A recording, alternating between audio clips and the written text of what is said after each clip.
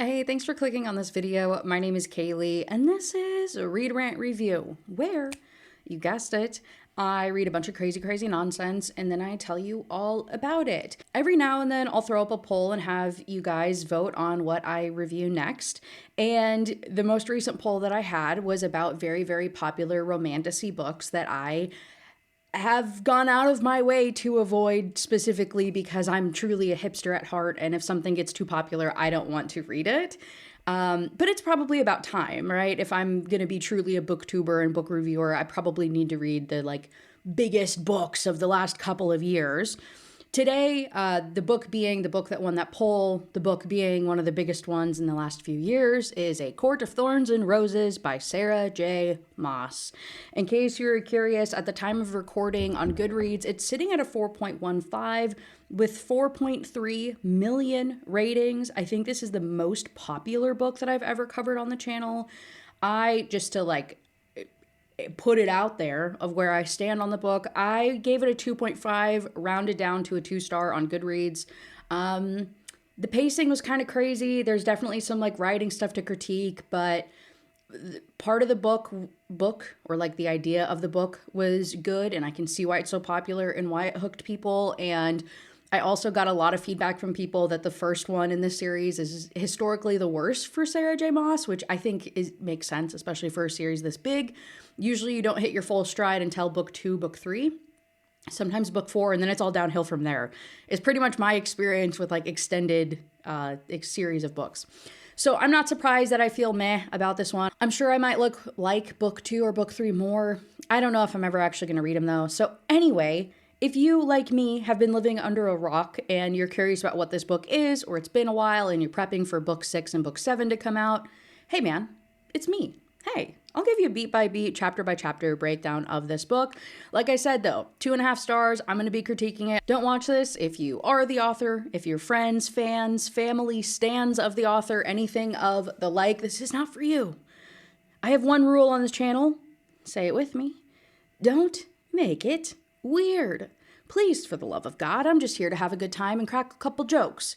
Don't be weird about it. Yeah, if you have been under a rock like I have, I'll read you the book description real quick and then we'll dive right in. When 19-year-old, I didn't realize she was 19. I guess I should have known, but for some reason in my head, I was really hoping she was older than that. When 19-year-old huntress Feyre kills a wolf in the woods, a terrifying creature arrives to demand retribution. Dragged to a treacherous, magical land she knows about only from legends, Feyre discovers her captor is not truly a beast, but one of the lethal, immortal fairies who once ruled her world. At least, he's not a beast all the time. As she adapts to her new home, her feelings for the fairy, Tamlin, transform from icy hostility to a fiery passion that burns through every lie she's been told about the beautiful, dangerous world of the Fae. But something is not right in the fairy lands. An ancient, wicked shadow is growing, and Feyre must find a way to stop it, or doom Tamlin and his world forever. Dun, dun, dun. For history and context of the world, 500 years before our book began, humans used to be enslaved by the Fae. There ended up being this all-out war between their fairy overlords and the humans, and then eventually they came to some agreement. It took a whole bunch of time, but they came to an agreement, and all the humans were forced to live on this little southern tip of this island, and they just kind of have their own little bubble where they hang out at. And the rest of the continent is dedicated to the 7 courts of the Fae, hence the 7 books. I'm assuming, that's Kaylee guessing here, that each book is dedicated to a different court for some reason. Is that true? I don't know. Do I care? Not really. They live in this little part, and then there's this wall that protects the humans from the Fae, this border wall. But more and more recently, as the humans obviously continue to hate and fear the fairies, there's more and more rumors and reports of enormous wolves in the woods that are near the border wall, and that this is potentially Fae, and how dangerous this is, and oh no, they're intruding, they're gonna attack us and come after us again. And there's just these little whispers of things going sideways. And so that's kind of where we are in the world. when we get introduced to our main female character, Feyre, like we said, she's 19. Her dad used to have a lot of money, ended up pretty much like gambling it away on really, really bad business ventures. Got a little swindled at one point where he paid a bunch of money for this guy to invest it, and then all the ships sank and he lost everything. And so the family was in complete ruin. The mother, who was already not a very good mom, ended up getting sick, and then the dad couldn't afford to pay for her, like, to be taken care of. And then now she's obviously passed on. The dad, on top of losing all their money, also because of having so much debt, they came after him and like beat the crap out of him and really like broke his knee pretty badly. And so then he fell into this whole depression thing, and he doesn't work. He's just in a bunch of pain all the time, hanging out at the house, not really doing much to support his 3 daughters. Feyre is the youngest. And then she has 2 older sisters named Nesta and Elaine. And don't worry, if you are a visual person, I will have a name list, a running name list on the side of the screen, as I always do. Her middle sister, Elaine, actually, hold on, let me read you the descriptions from this Goodread comments. She's there. Nesta, the oldest sister, Slay Queen, she should have been the protagonist, and also she should have had a gun. Hey, okay. Yeah, so they kind of suck, right? Her sisters don't do any work, mostly because they've been spoiled their whole lives up until this point. And then Feyre's like really, really good at being a boss babe and hunting and taking care of stuff and cooking and blah, blah, blah, right? Like, she's a very hard worker. She's very diligent. So they just let her deal with everything. And so does their dad. And it's just, she's treated like crap by her family, right? And she's like the sole provider. And so on one of these times when she's being the sole provider, she goes out hunting.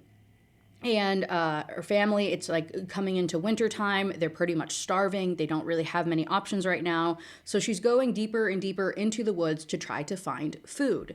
She tracks down this deer. She's watching it. Right as she's about to kill it, this giant wolf appears. Way big. Way too big to be a regular wolf. Like, this is absolutely crazy. So she pulls out a special arrow because the Fays are hurt by ash arrows or ash something. Don't know. Don't care to look it up. Sorry. Not the guy for that. She pulls out this special arrow that makes the Fae not heal. So if you watched my most recent book review of The Wolf King, this is very, very similar to like Wolfsbane, making the werewolves not heal. Now we have ash-coated arrows that makes the wolves not heal. Oh, sorry. Now we have ash-covered arrows that make the Fae not heal. So she, in the effort of like, okay, if this happens to be a Fae, hope to God, fingers crossed that this is like a regular wolf and it's just freakishly large. But if this is a Fae, I'm going to use my ash arrow. I'm going to take it out because like Fae are terrible, right? Again, humans hate them inherently. And she's like, this is like one less problem in the world. So as the wolf goes after the deer, I think he ends up killing the deer because the deer is dead at the end of this. I don't know. It doesn't matter. She shoots the wolf in the shoulder or whatever, gets really, really hurt. It turns to look at her. She takes another arrow and shoots it right through the eyeball. Okay. God damn. So now you got a dead wolf and a dead deer, and she's just one little 19-year-old lady. What is she going to do? So she ends up just skinning the wolf where it is so she can at least take the furs to go and do stuff. Go and sell it or go and like turn it into something useful for her family. And then she takes the deer with her. Awesome. This is really, really good, right? Like the deer will be able to feed them for such a long time. And the wolf pelt she'll be able to sell for quite a bit of money at the market. So this is very, very exciting, especially because, like I said, they've been living in poverty. They don't have anything. They have been like this, by the way, for 8 years. I forgot that it had been that long. I think that's why I assumed that she was older.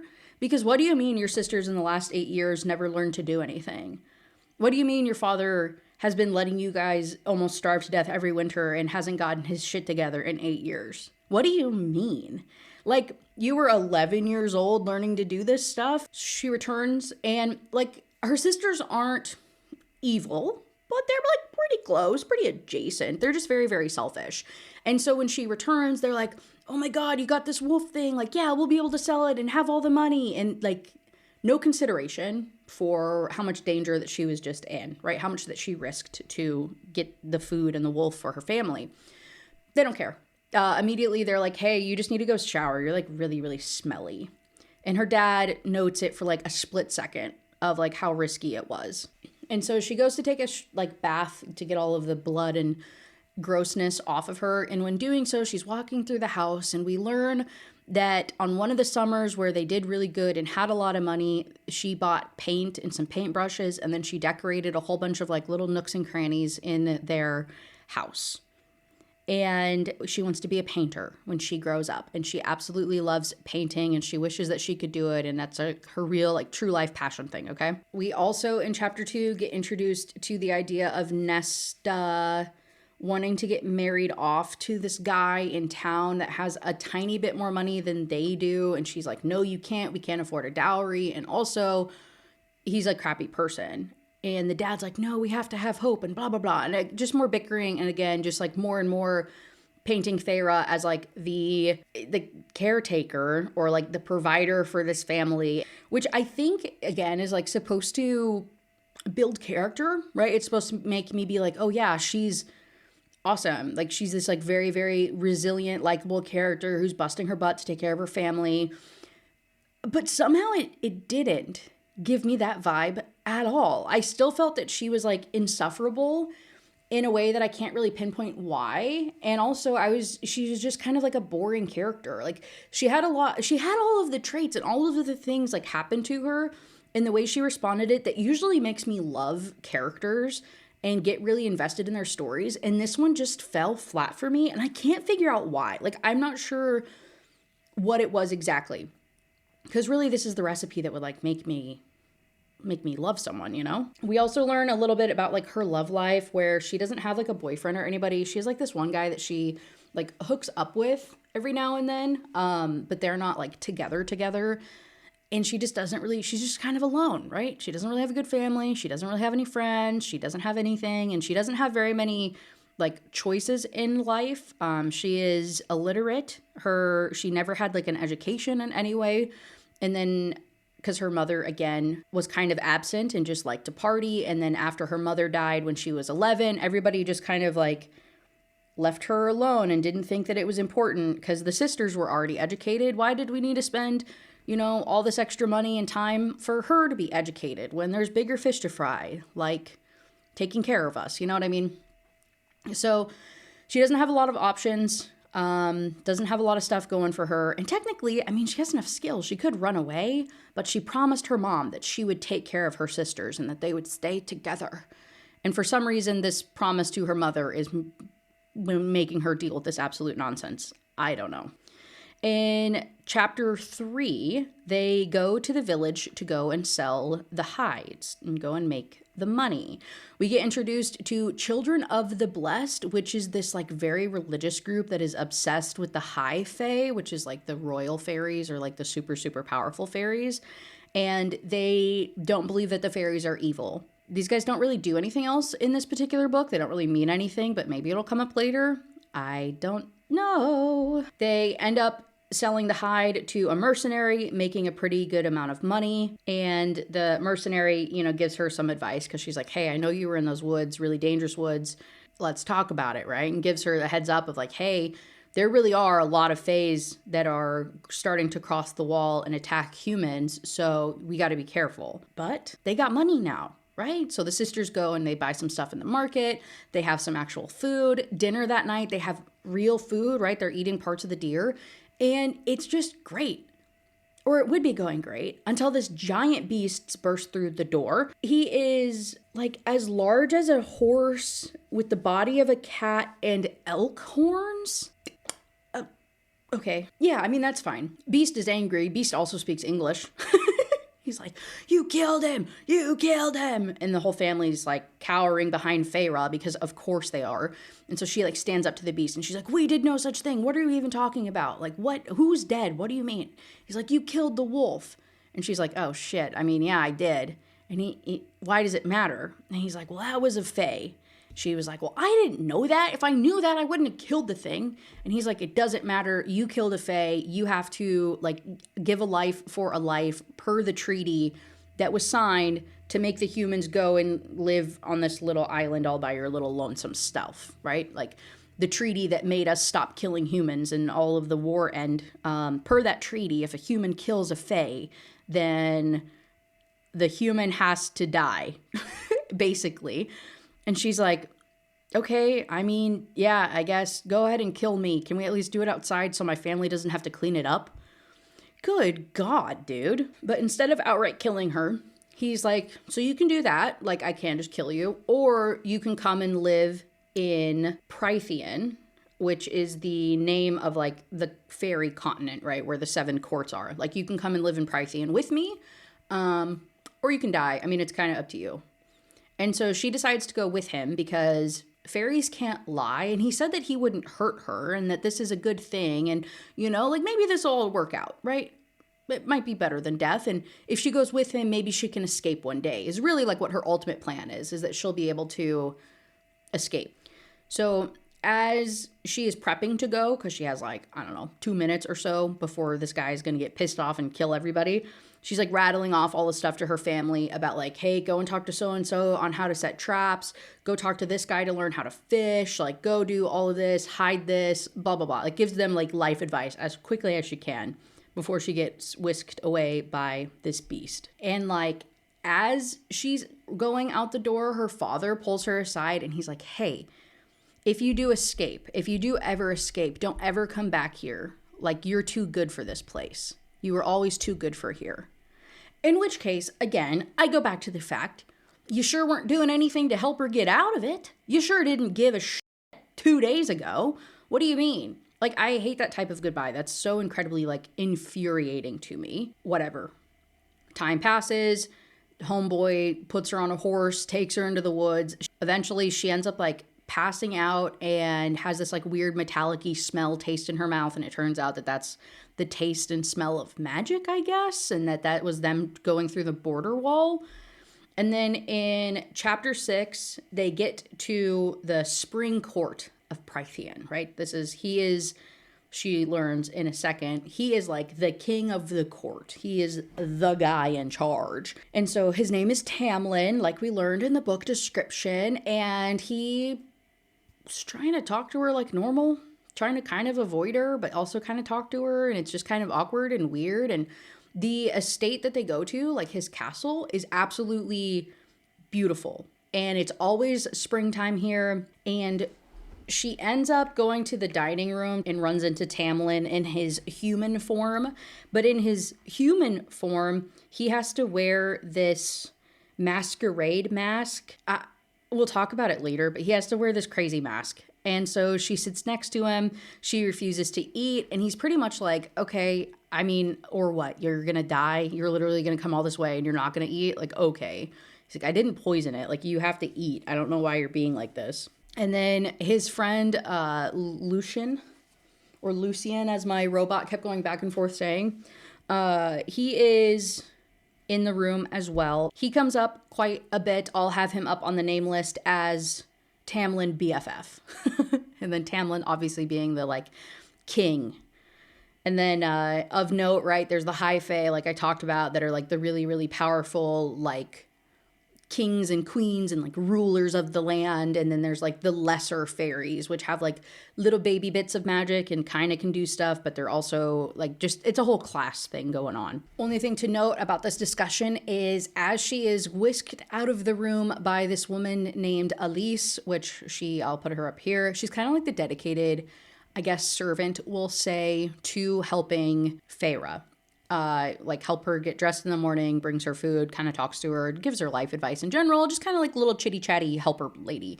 So she takes her to her room, to her quarters.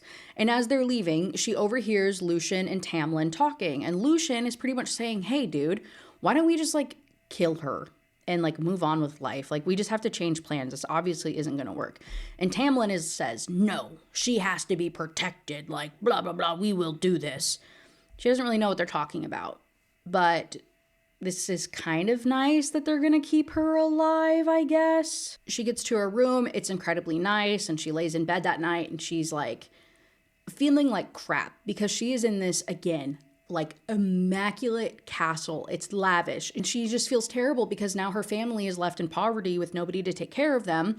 And she's here and she's like, this has to be some like cruel, weird trick. Like, I don't know what's going on right now, but like something isn't right. The other thing to note is that Lucien and Elise are also wearing masks, like masquerade masks. And Feyre notes this, and that she thinks everybody on the spring court wears masks, but also she hasn't really seen anybody else running around. So she's really confused about, where did Tamlin's court go? Why is it literally just these two people? Like, you would think he would have servants and people running around everywhere. This is just really, really weird. In chapter 7, she eventually goes back to the dining room like the following day or whatever and runs into Lucien and Tamlin yet again. A little bit of teasing, a little bit of tension. It's very clear that Tamlin likes her and is really, really bad at flirting, and Lucien is just kind of like the, not devil's advocate, but like kind of like making fun of him, you know what I mean? And trying to like push him into flirting with her more and stuff. And Feyre is really kind of like non-responsive to a lot of this. But the one thing that happens is that she like begs Tamlin to take care of her family. He says, it's already taken care of. Don't worry. You think I would take away their only source of income and not help them survive? Like, your family's taken care of, okay? Don't worry about it. And also, you're literally not my prisoner, okay? Like, I don't keep slaves. I don't do that. You're free to wander around and do whatever you want, but if you cross back over that wall, I'm not taking care of your family anymore. She says, yeah, okay, I guess. I mean, that's not too bad of an arrangement or anything. He's like, yeah, I pretty much, I don't know if it gets revealed now or if it gets revealed later. It doesn't really matter. He kind of like scrambled their brains to make them forget about the beast coming in and addressing them, and instead kind of changes their memories around, that instead Feyre got whisked away to go and take care of this like estranged, really rich aunt. And so she'll be gone for a while taking care of that. Okay, cool. Cool arrangement. Oh my God, there's a bird right outside of my window. I'm going to take a picture so you guys realize why this was so scary for me. There is not a single thought behind those eyes. Anyway, so cool. Her family's taken care of. This is great. This makes her feel a lot less guilty, a little bit more crap talking with Lucien, and then eventually Tamlin tells her pretty much like, go to bed. Like, you're fine. You're just get out of here. And she asks about why he's being so nice to her, and he comments that she is too insignificant for him to kill. This is something that she will repeat to herself and will hear his voice calling her insignificant for the rest of the book.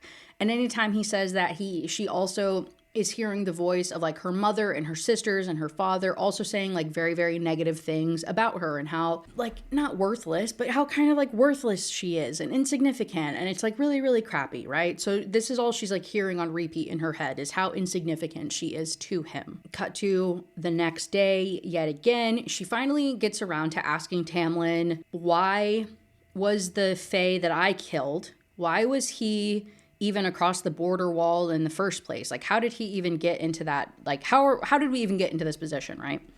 And Tamlin tells her that there is a blight on magic in the fairy realm, and that he was searching for the cure.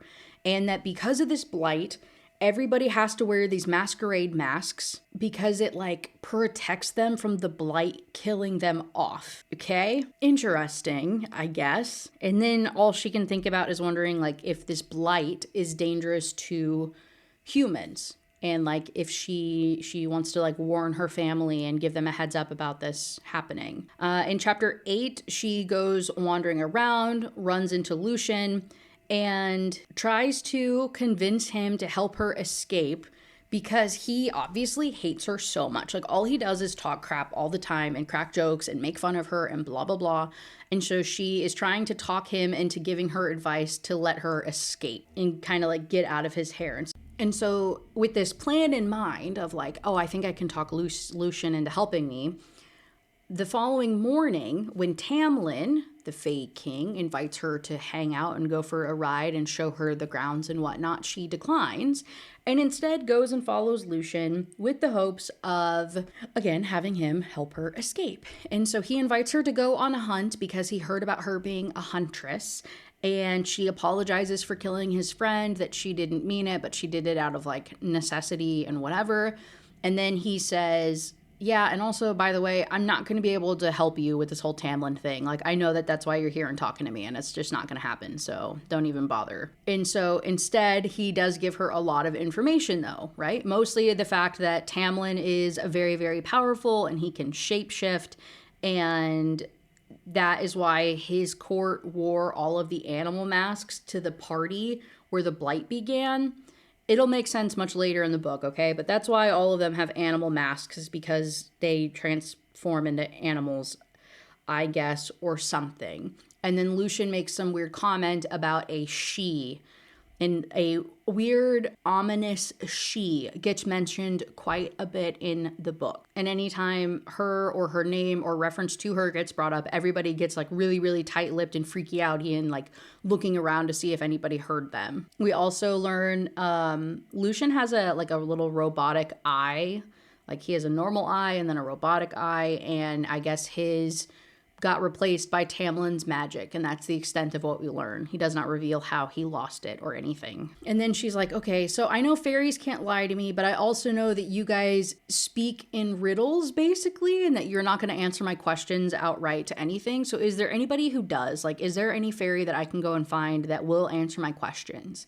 And he tells her about this crazy type of fairy called a surreal, okay? Don't know, don't care, don't really matter. He gives her some very vague commentary about how to capture one, while also, you know what I mean? Like he's speaking like coded language of like, hey, I totally wouldn't go and do this and this. And if I were a surreal, I mean, I guess I could probably be caught by blah, blah, blah, but I definitely wouldn't do that because I'm not crazy.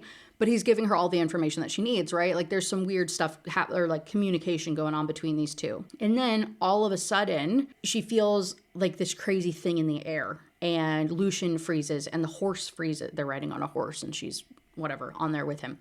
And it's like super, super awkward, right? Everybody comes to a complete halt. There's a complete stillness, and he tells her to like shut up.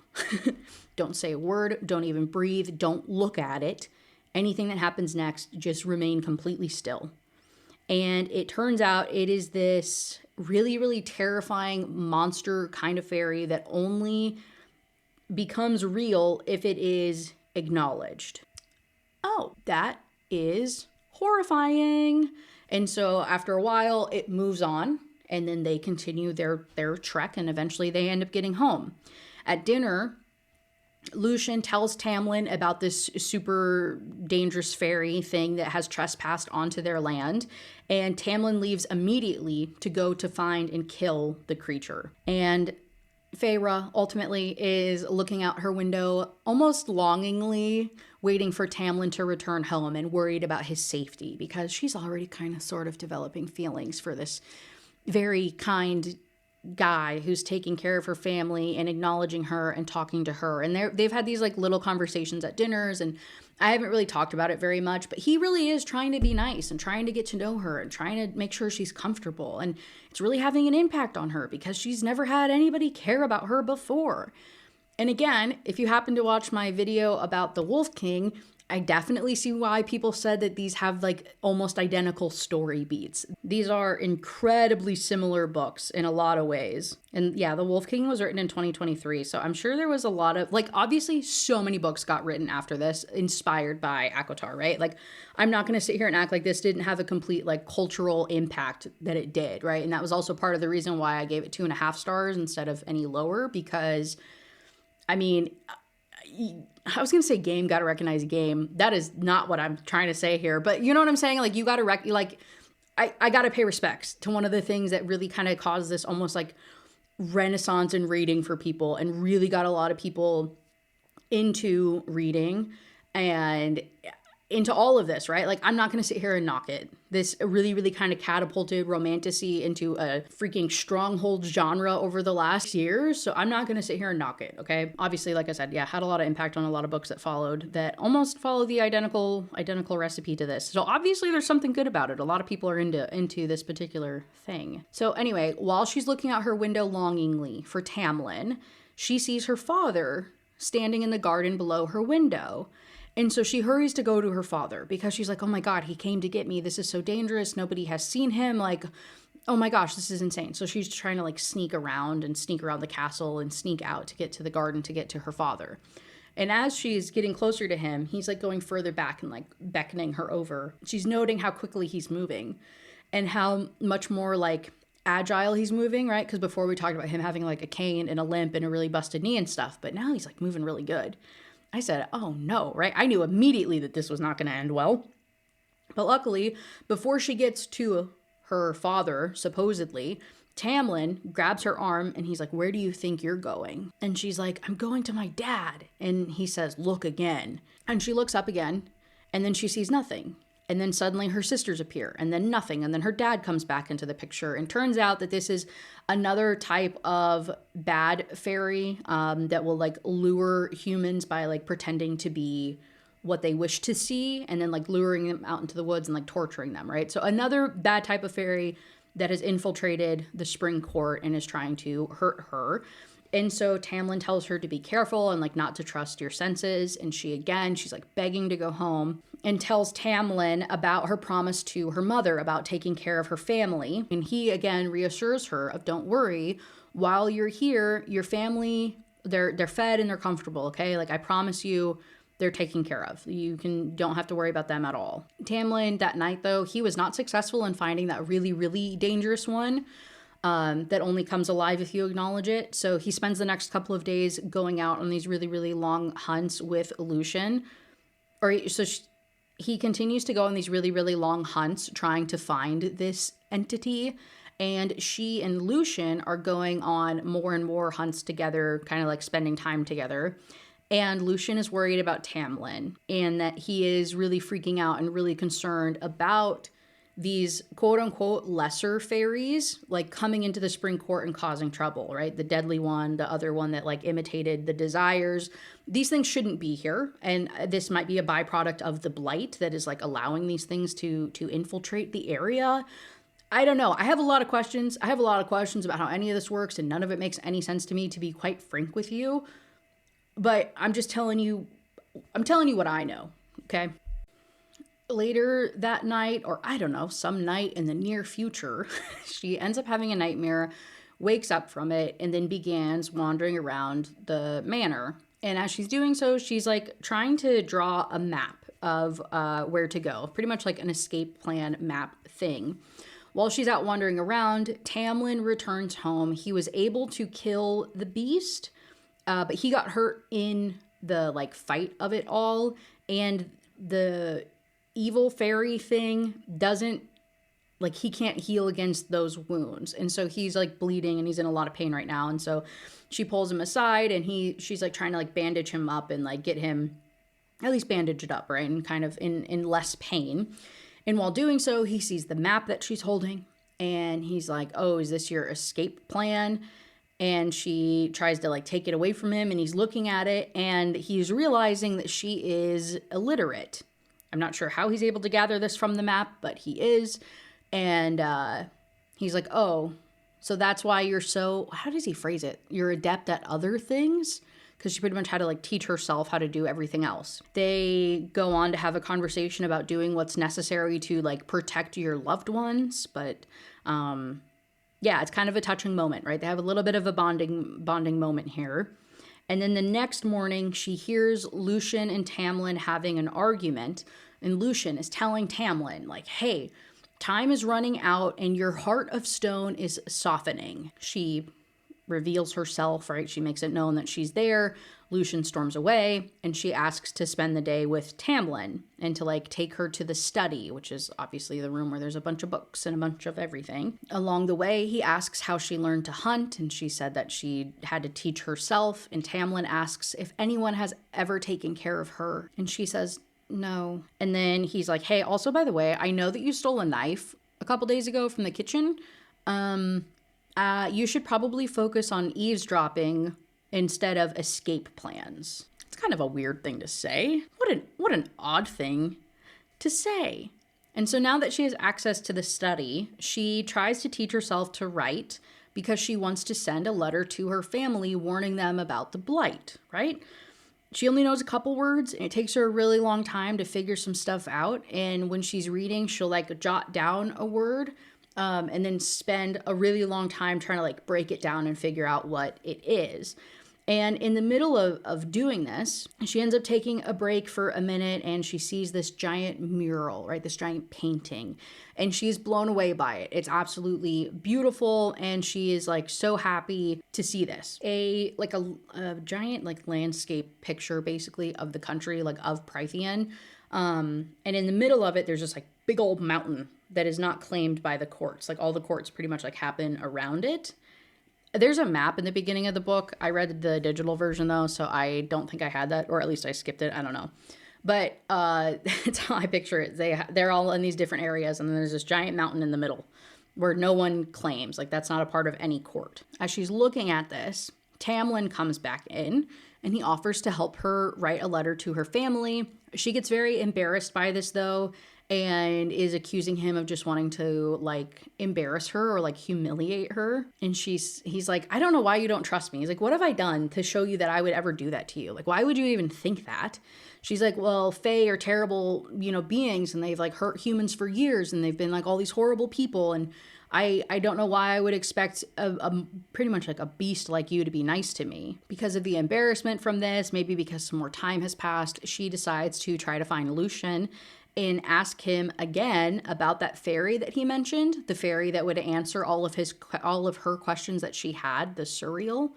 And he gives her his knife and says, yeah, I don't know, you can lure it with a freshly slaughtered chicken. And Tamlin's busy doing something else, so this is your chance pretty much, like if you want to go to try to catch one. And she does. She goes to try to catch one. She goes out in the middle of the woods. She tries to catch it. She does catch it. Have a little bit of back and forth. She asks it a bunch of questions. Really, the main thing is that it tells her to stay with the High Lord, being Tamlin, and that the blight came from the King of Hybern, who's like from across the sea in this like other fairy kingdom, and he absolutely hates the treaty that is between the humans and the Fae, and has pretty much like dedicated his life to undermining the treaty and kind of like infiltrating all of the different fairy courts to get them on his side to decide to take down the humans like once and for all. And then he's like, oh, hey, by the way, we gotta go. There's this like other scary bad fairy that's coming after us right now, and it's gonna like absolutely torture us. Like, we gotta get out of here. And so these four crazy beast things arrive. She screams, hoping that Lucien can hear her and come and save her. And then she shoots an arrow to free the surreal from the trap, and then they try to book it. She's getting chased. Everybody's fighting stuff off. There's a bunch of dramatic things that happen. She ends up killing 2 of the 4 really, really scary beasts. And right as she is about to get killed, Tamlin arrives, kills the other 2, saying that he had been tracking them, or tracking their like horde. And then these 4 ran off. And so then he followed them. And that's why he got here in time to be able to like help her and save her and whatnot. And she realizes like, oh, I was worth saving. Like the High Lord of the Spring Court thought that I was worthy of being saved. And this means a lot to her, again, because she's always felt insignificant. And he had said she was insignificant before, and she spent her whole life feeling like crap about herself. And this guy just saved her, okay? This is a very big deal for Feyre. So she did get a little beat up. He has magic, like, healing ability stuff, and so he helps her heal, but she's still, like, recovering in her room a little bit from this. And she asks Elise, right, the dedicated, helper for her, and asks her if there will be another fairy war. Elise does not answer this. Instead, she's like, I don't know why you would do the slaughtered chicken route. You literally could have just given it a new robe and it would have answered anything for you. You did this the most complicated way ever. You didn't need to trap it. She's like, well, I didn't know. I mean, that's what Lucien told me to do. And so then you're kind of questioning of like, is Lucien setting her up? Like, is he trying to get her killed? Maybe. I don't know. At dinner, he kind of like makes jokes about the whole surreal situation. And she makes a comment about how, like, oh, I thought fairies couldn't lie. Like, obviously you lied to me. And they're like, oh, no, fairies can lie. We can lie to humans all the time. Of course, we told humans that we can't so that they would inherently trust us in anything we said to them. But yeah, duh, we lie all the time. It's kind of like an art of ours. She's like, oh, that sucks. That really, really sucks. She then goes on to tell him about her conversation that she had with the surreal, at least parts of it, and how that happened and everything, and doesn't give away that, like, Lucian set her up in any way. Like, that's kind of like their little secret. In addition to, I don't know, the story and these conversations, she learns that iron has no effect on them. So the humans are still afraid of fairies. And so all of them have, like, iron jewelry that they'll keep on them and other iron pieces and iron weapons to try to fight the Fae off if the time ever came. But it's not deadly to them. It's deadly to them the same way any other thing would be, right? It's just another weapon. The only thing that's deadly to fairies is ash. Tamlin then goes on to ask her about a list of words that he found in the study. So, like, that day after she got embarrassed about trying to, like, him finding her with the letter and stuff and realizing that she can't read and blah, blah, blah. He kind of went through her papers where she was trying to write out a letter. And she had a list of words that she could not read so that she could go back and try to, like, figure them out later. And he found this list of words. Jump scare. Editing Kaylee. Wasn't too clear about that. It's not that she wrote the words. She put the paper over the words. She put the paper on the other paper that had the words, and then she traced over it. So then she could look at them later and, like, sound it out and try to figure it out. She didn't just write it. She can't do that. She traced over the words. And he found this list of words. I don't think it really matters. It comes up one more time in a little bit, so I'm telling you it now, but it's not, like, significant enough for me to tell you the specific words. You know what I'm saying? This is, like, a big moment for them around, I don't know, where are we at? Like the 36% mark. I think it was also about this mark where I said, wow, nothing has happened. It's like, literally nothing has freaking happened.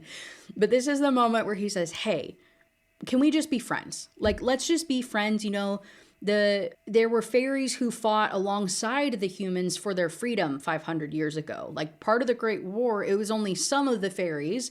There's like a name for it. It was only some of the courts. There were, like, these, like, really angry, hateful courts. And then there was, like, the other ones that fought alongside the humans. And so it ended up being this, like, really crazy, almost like a civil war.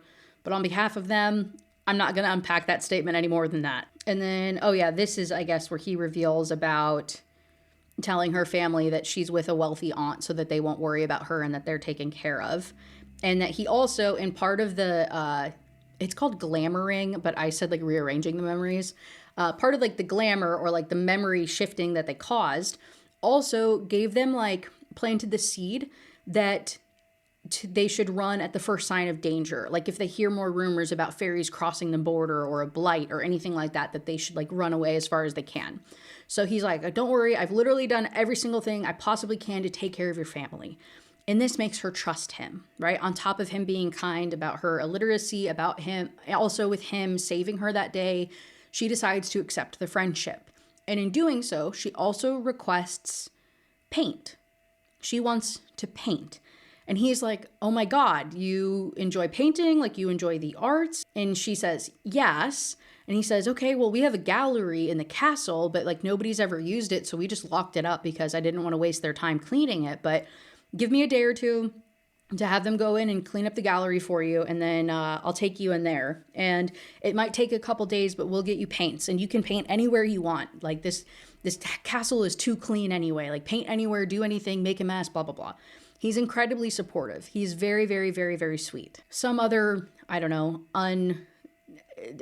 labeled, undiscussed, undetermined, indeterminable amount of time later, she wakes up to another nightmare. And this time, her nightmare is accompanied with actual real life screaming that is happening outside in the castle. And so she goes to investigate. Again, no lick of sense in any of these folks. But she hears screaming in the castle and she goes to try to find it. And she finds Tamlin coming through the front door holding a fairy whose wings have been ripped off. And he's, like, bleeding profusely out of the like stumps that are left on his back. And it's from the summer court, and the fairy is just screaming that she, this really ominous, scary she that I mentioned that everybody keeps referring to, took his wings. And Lucien can't watch what's happening, right? Like he's completely having like a PTSD moment, cannot watch this happening. And so she dives in to try to help Tamlin save this fairy, but it's not working. It's not going to work, right? He's lost too much blood. It's not like you can tourniquet that area. Like he's just going to be bleeding out. There's nothing they can do. So instead, she holds his hand and like comforts him and is like sitting with him while he dies. After he's like completely dead, Tamlin asks her about this and like, why would you comfort a fairy? I thought you said that you hated us and like you hated our kind. Like, why would you do something like that? And she's like, I wouldn't want to die alone. I wouldn't want to go alone, and like I'm sorry for killing the wolf that she killed, right, his friend. And then she pretty much gets dismissed, and Tamlin goes and buries the fairy. Very, very sad, very, very touching. And so the next day, to kind of, I don't know, recoup a little bit after such a traumatic thing happening, Tamlin and Lucien take her to go out to this like beautiful outing and to go swimming and to just relax a little bit and see something lovely. And they go to this like big grassy hill. Lucien lays out a blanket and sits up there, and he's like just drinking some like fairy wine. And Tamlin and Feyre go to Feyre. God damn it. I know I've probably been going back and forth and driving you guys crazy. Feyre. I might have been saying Freya. My bad for that. Feyre. Oh no. I'm too far in now. I don't know. Y'all know who the heck I'm talking about when I say the name. He takes her to this like little secluded swimming pool that's made of starlight. And then Tamlin talks to her about how Lucien couldn't watch this because he had a very traumatic childhood, and that Lucien is actually the youngest son of the Autumn court, and that the kingdom or the kingship will go to the strongest child, not the oldest child. And so there's a lot of rivalry and craziness between the brothers. And so he ended up abandoning his father's court when his dad killed his lover, who was like a lesser quote unquote fairy. And so his dad killed the lesser one because he's like, if you are going to be king someday, you can't bring this into the bloodline. You can't blah, blah, blah. And so like executed his lover in front of him. And so now, obviously, Lucien is very sensitive to people dying in front of him. So that's why he acted the way he did. That's why he was so distant with the other fairy last night. And then kind of, I don't know, in response to that, in response to Lucien abandoning the court, there was a huge brawl between the brothers. And 3 of the 6 of them had tried to kill him.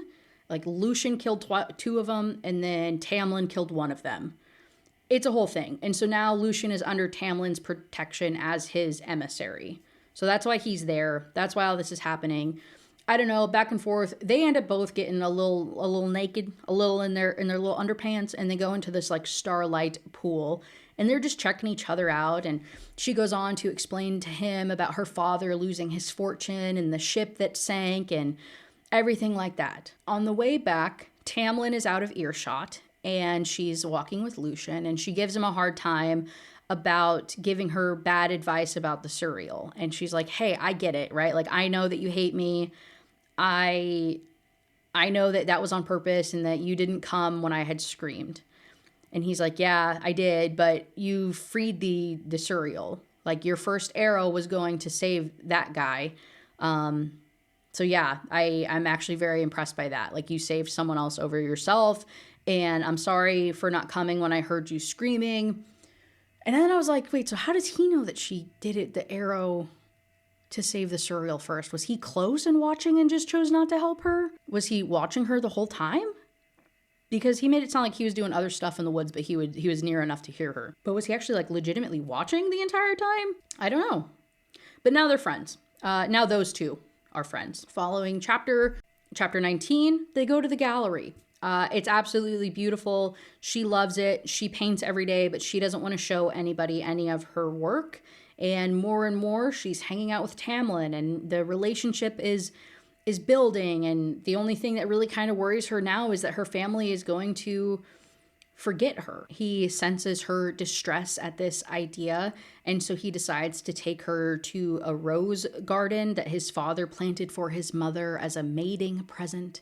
And it was this like whole thing, and she opens up to him about how she hates her family for not being grateful for her, like how crappy that they treated her all the time, even though like she took care of them.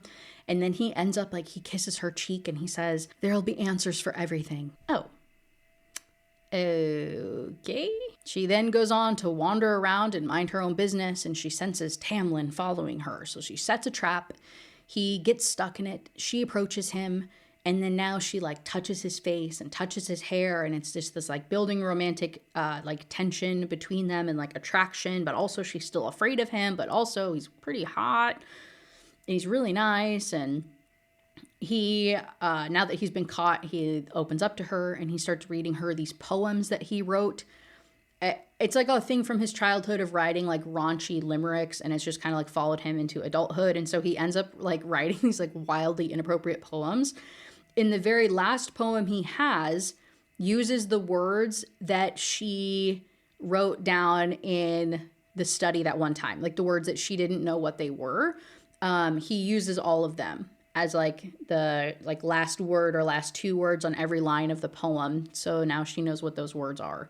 That makes sense. And it's kind of a callback. And she's like, "Oh my God, I can't believe he remembered these." I don't know. Don't look at me like that. I don't know what you want me to say. Okay. So this leads to them opening up and having a little bit more conversation, and him saying that he doesn't keep slaves, but his dad and brothers did, and they were like very violent people, and he doesn't want to be anything like his father, and that he never wanted to be king. Like he was working to be like a warrior, and he just wanted to like be, you know, like a lead for the army for his dad or for his brothers, that one of his brothers that would eventually become king. But then his entire family got like assassinated, and he was the only survivor. And so he became king. And this is all relevant. I promise this is all going to come back around, and you're going to say, "What?" Okay, so just like put that in your little memory bank, okay? All of a sudden, their talking gets interrupted by this like crazy animal thing. And so she hides her like against like a hedge, basically. I'm pretty sure this is the moment. Again, I'm not looking it up. I'm just looking at my notes. Like pins her against like the hedge of this in this garden, and is trying to like glamour her and like masks her, because this crazy fairy bat appears. It's called an adder, Attor, and it's this like crazy demonic bat fairy. I don't know. And it again refers to this like ominous, mysterious that she's getting impatient. And she's the one that has been sending all of these like the evil lesser fairies to like harass your people and hurt them and whatever, because she's getting impatient. And you gotta figure whatever this is out, whatever this mysterious thing is. And then the adder parts by saying like, "You must have fear in your stone heart," or in your heart of stone, or whatever. Okay. Chapter 20 is the day of this like spring festival. Is it like a spring equinox festival or something? Yeah, spring festival. Fairies can like freely pass across the borders that night. So usually like you kind of stay in your own little like realm or in your own court. But on the night of this particular festival, everybody can go to and from. Point of it is it's pretty much like a giant festival for everybody to like bang and ring in the springtime, and the more like hooking up and love and whatever that happens is like a good omen for like the harvest and whatnot, and like brings luck upon your land essentially. And he, being the king, has his choice of fairy women to hook up with, right? Like it's a big honor to be chosen by one of the high kings or the high fae for this. And then any woman who doesn't get chosen by the high fae then goes on to like hook up with pretty much like all the other people that are there. I don't know. Don't look at me. It's like a whole thing. The only thing that really matters is that she ends up going to it. They told her explicitly like, "Hey, lock yourself in your room. Do not leave your room. Stay here." She doesn't listen because God forbid she listens. This is literally beat for beat the Wolf King. I'm literally so like mind blown by this. She decides to go and investigate because she's like, bah, bah, bah, bah, bah. I don't know, some stupid fucking reason. Goes out there, gets cornered by 3 male fairies who threaten to assault her. She ends up getting saved by Rhysand. Rhysand being the High Lord of the Night Court. We learn that a little bit later. It doesn't matter if I tell you now, but he is this very mysterious, ominous little shadow daddy that appears and saves her. And then he's very interested. He's like, what are you even doing here, you weird human? How does this... blah, blah, blah. She lies to him, but he knows that she's lying. And then he's like, all right, well, I'll catch you later. And then leaves her alone. Eventually, Lucien finds her and he freaks out. Grabs her, books it back to the castle, and he's like pissed off and he's yelling at her and he's like, why would you even do this? Why are you even here? Blah, blah, blah, blah, blah. And she's like, I don't know. Blah, blah, blah, blah. So then he goes on to explain the whole point of the festival, that it's this great rite. It's said in caps, by the way, like capital Great and then capital Rite, the great rite, where Tamlin gets like possessed by magic. And then he turns into a hunter, and then he has to hunt the maiden. And the maiden is one of the female fairies that like I had mentioned before.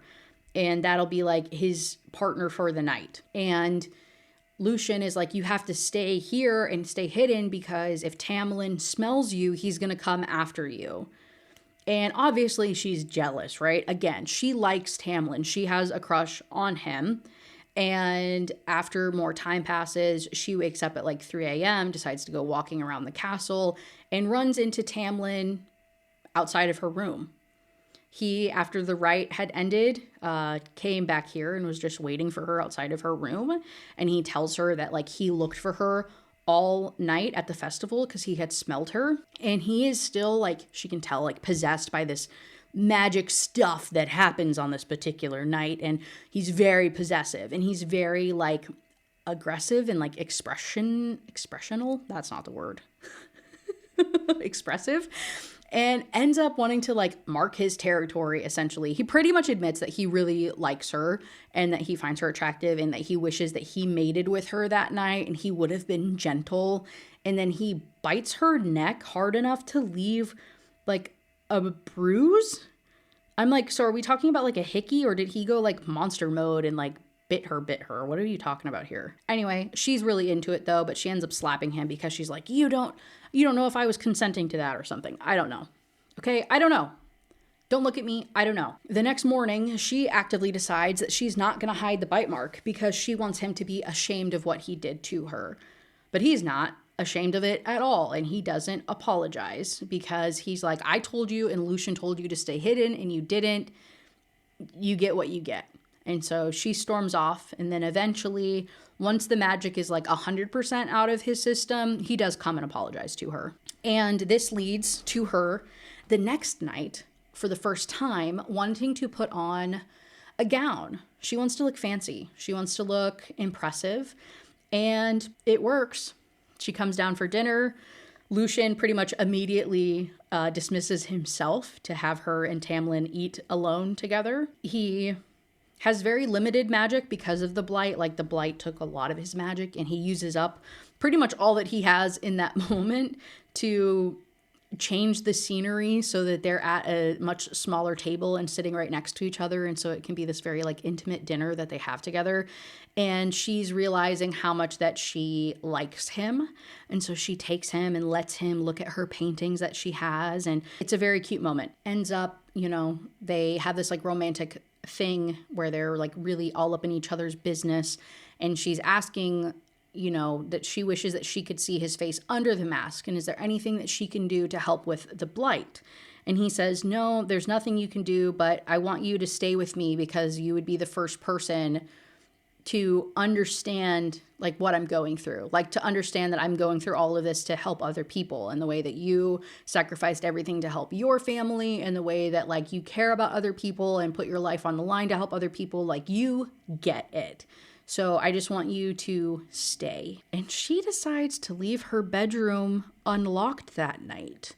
All the other nights she was locking it and setting up traps and stuff in case anybody came in. She would like be able to know and like fight someone off. But this night she leaves it unlocked for Mr. Tamlin. The next day, they go back to that like beautiful hangout area where they went with Lucien, and this time it's just the two of them.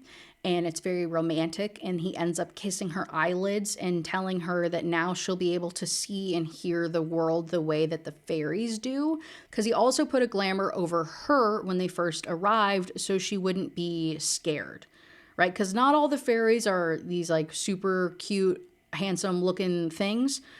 Some of them, like the bat, was really, really scary. The other little demonic ones and the Suriel and all these, you know, really bad things, like some of them are just freaky looking and it would scare her off. And so he had glamored her to not have all of this, whatever, because he didn't want her to be afraid. And they have a little bit more flirty, cutie banter. They go back to his castle and she is realizing this place is booming. She thought it was like abandoned and that there was only like a handful of people here.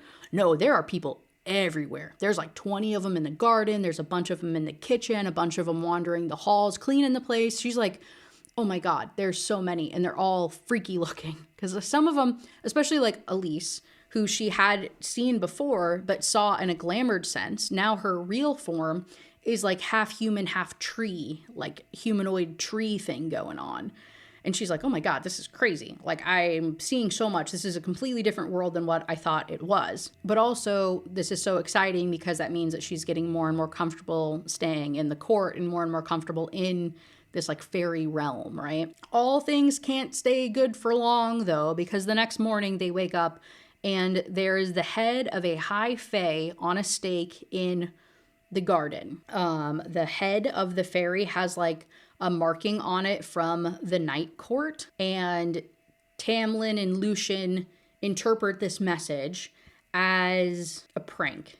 They don't think it's a prank, but that's what they tell Freya. They're like, oh, this is just like a joke. Like the High Lord of the Night Court is kind of a D-bag, and this is something that he would think is funny.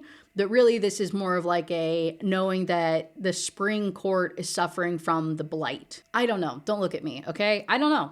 We'll talk about it later, maybe a little bit. I have so many questions, honestly.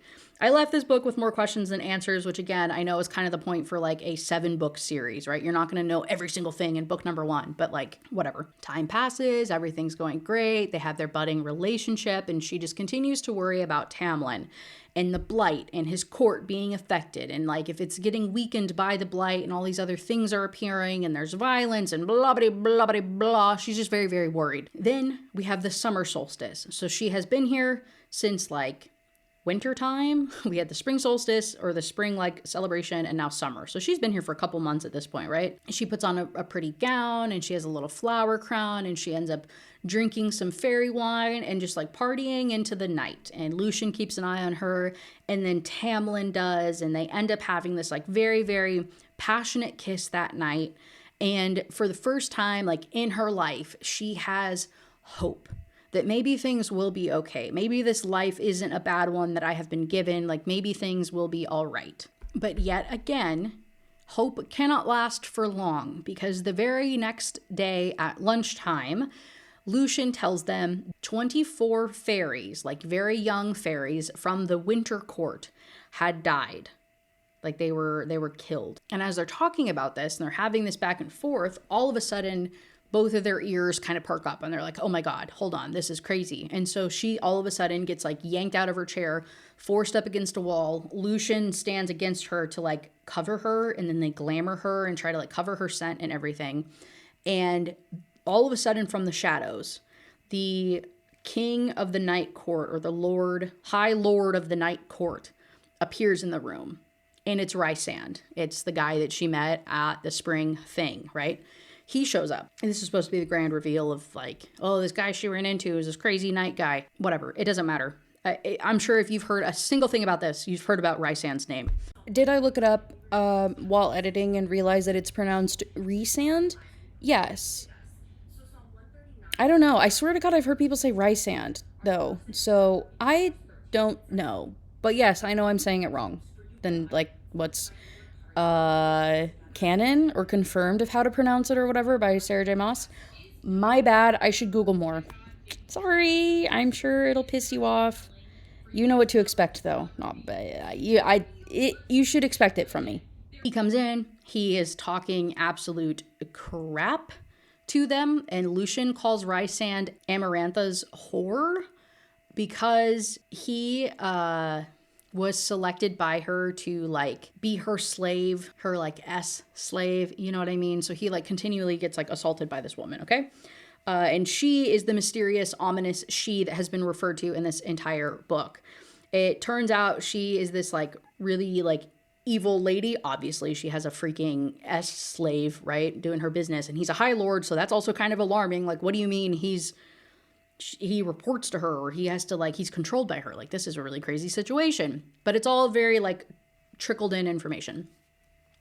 They also make a mention of something called Under the Mountain, and Rhysand is talking crap about how Tamlin has just like accepted his fate, and he's like, I can't believe that like you're such a coward, and blah blah blah. And then all of a sudden Rhysand looks at the table and he realizes that there's a setting for 3. And so he's like, hey, where's your guest at? And then he's able to see through the glamour because he knows that there's something wrong. And so he sees her and he says, oh, I know you. You're that human that I ran into at the spring festival.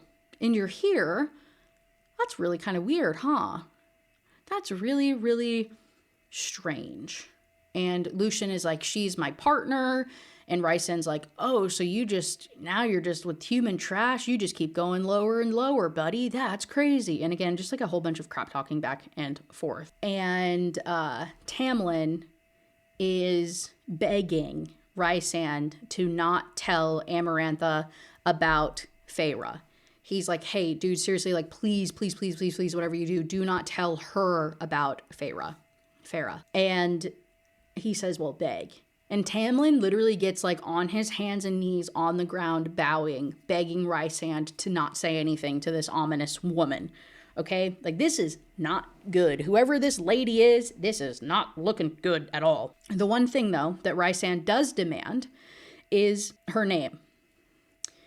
And she lies, and she says that her name is Claire Better. And this is just some other girl from her village. It's like one of her friend's old sister's random woman who she hasn't talked to in years. But it's just the first name that came to mind because she knows better than to give a fairy your real name. And then all of a sudden he vanishes into the shadows where he came. Just bam, out of the room. This interaction spooks Tamlin so badly. Like, the fact that Rhysand appears scares him to the point where he tells Feyre, like, you can't stay here anymore. I can't keep you safe here. I'm so sorry. And instead, she interprets this as being unlovable and refers to herself as being covered in thorns. So a court of thorns and roses, I'm assuming, I don't think it ever actually gets said explicitly, but thorns being like her prickliness of how she thinks like she can't be loved, and then roses being Tamlin showing her the rose garden from his parents and like the expression of love that was between them and like the mating bond that they had. And I think this is him. I think the title is like communicating that bit of like, maybe they have like a stronger bond than is being insinuated right now. I don't know, maybe, who knows? But this is where Thorn initially first gets mentioned in the book. And he's like, no, I promise, like, it's not you, and I'm not sending you away forever. This isn't a forever thing. I can't keep you safe right now, okay? They end up banging a whole freaking bunch, and she's gonna have to leave the next morning. And so they spend this last day together, just like constantly boning, like nonstop, dude. And then the next morning, he like gets her packed up to go home, and he tells her that he loves her. He's like, I love you, thorns and all. And she doesn't say it back to him, okay? As they're like packing and getting ready to leave and stuff, though, she overhears Lucien begging Tamlin to give her some more time. Don't kick her out yet. Like, don't send her home yet. Like, we can still do this. Like, we can still figure this out. Tamlin says no. Like, she has to go. She has to go right now. So helps her get into the carriage, and she is out of there. He again says, I love you, and she still can just not say it back because she thinks that it will hurt him for him to know that she loves him and then get sent away or something. And so she decides to keep this little tidbit of information to herself because she doesn't want to hurt him. We'll come back to that. And then he puts her to sleep. So the next, like the 2-day journey, she won't know any better. And then, wouldn't you know it, she comes back too in the human world, and her family lives on this like very beautiful estate now. Oh my God, wouldn't you know it, her father ended up having these like great clients as well. And he got approached by this random guy that asked dad to invest his money for him. And he did, and it worked out great. And they made a bunch of money. And then all of a sudden too, all of those ships that dad lost and all of our money sank to the bottom of the ocean, they found it. So yeah, we're like rich now. We had all of our money came back and we were rich. And now, Feyre, you're extra rich now because of the aunt that died. We all have money. Everything's great. And she knows that Tamlin is responsible for all of this, right? She knows that this is all magic of some sort. And so her middle sister, Elaine, is so excited for her to be back.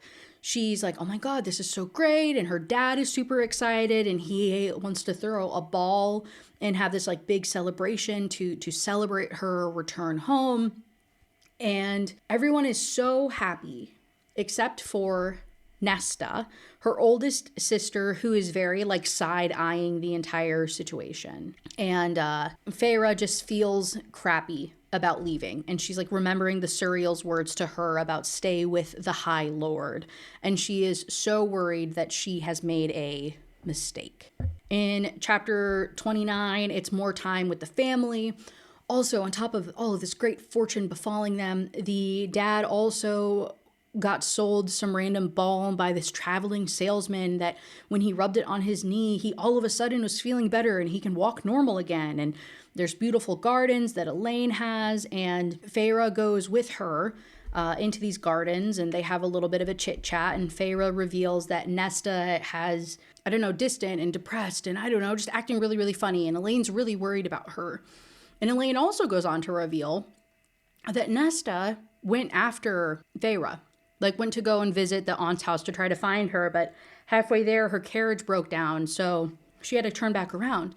And Feyre's like, oh my God, Nesta tried to come after me? That's crazy. Like I would have never expected that. Only other thing of note is she's feeling nostalgic for their old house, for their little home. And so she takes a bunch of bags of money.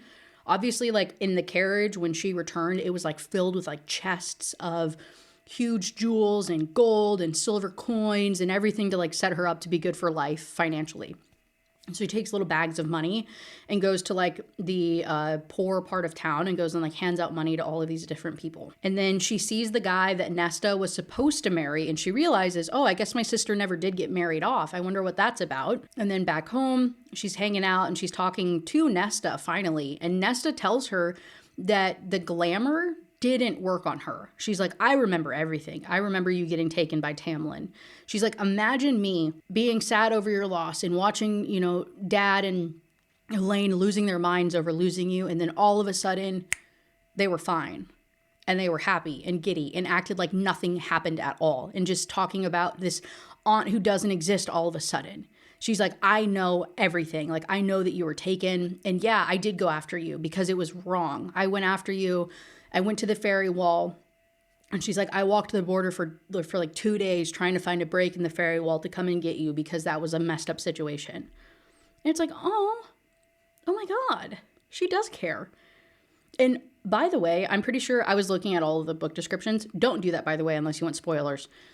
I don't care. I've already heard the spoilers, so I wasn't surprised by anything, but I'm telling you, if you're like new to the series, I don't think Nesta, from what I was reading, she becomes like the main character in like book 6. She doesn't even have her own stuff happening for so long. Literally all the other books just follow Feyre as she's going through all this crazy shenanigans. But she also goes on to tell Feyre also, she's like, yeah, and I didn't marry that guy because I realized that like he wouldn't have gone with me to save you from Prythian.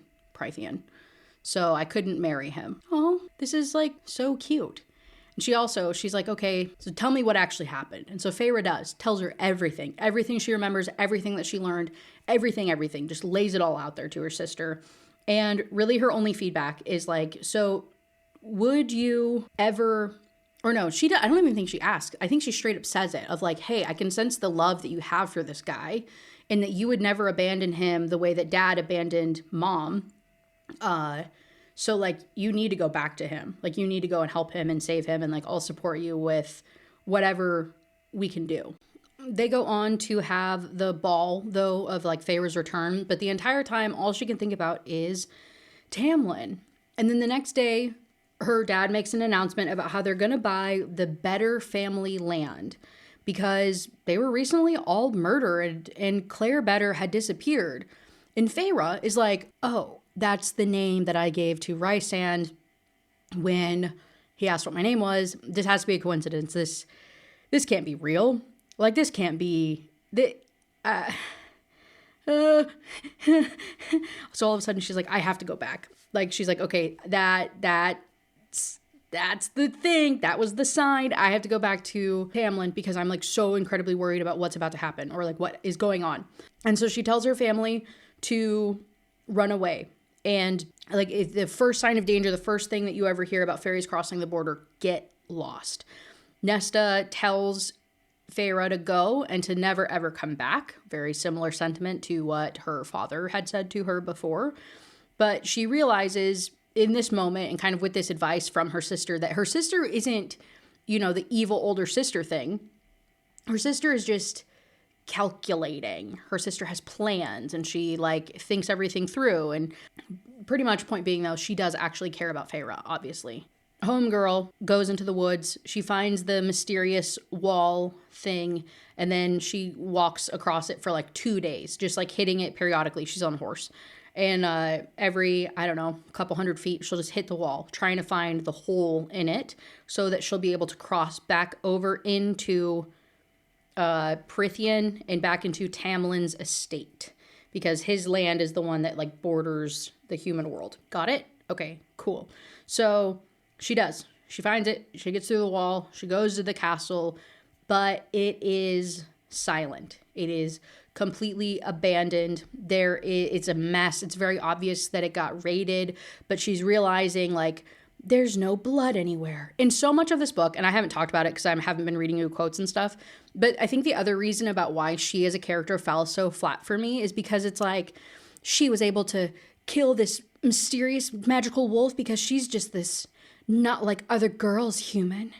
Oh, she has this like obscene painting talent when she hasn't painted in years and taught herself how to do it just because she's not like other girls. And it literally every single thing ever that gets introduced to her or like her skill set makes no sense for a 19-year-old to be able to do.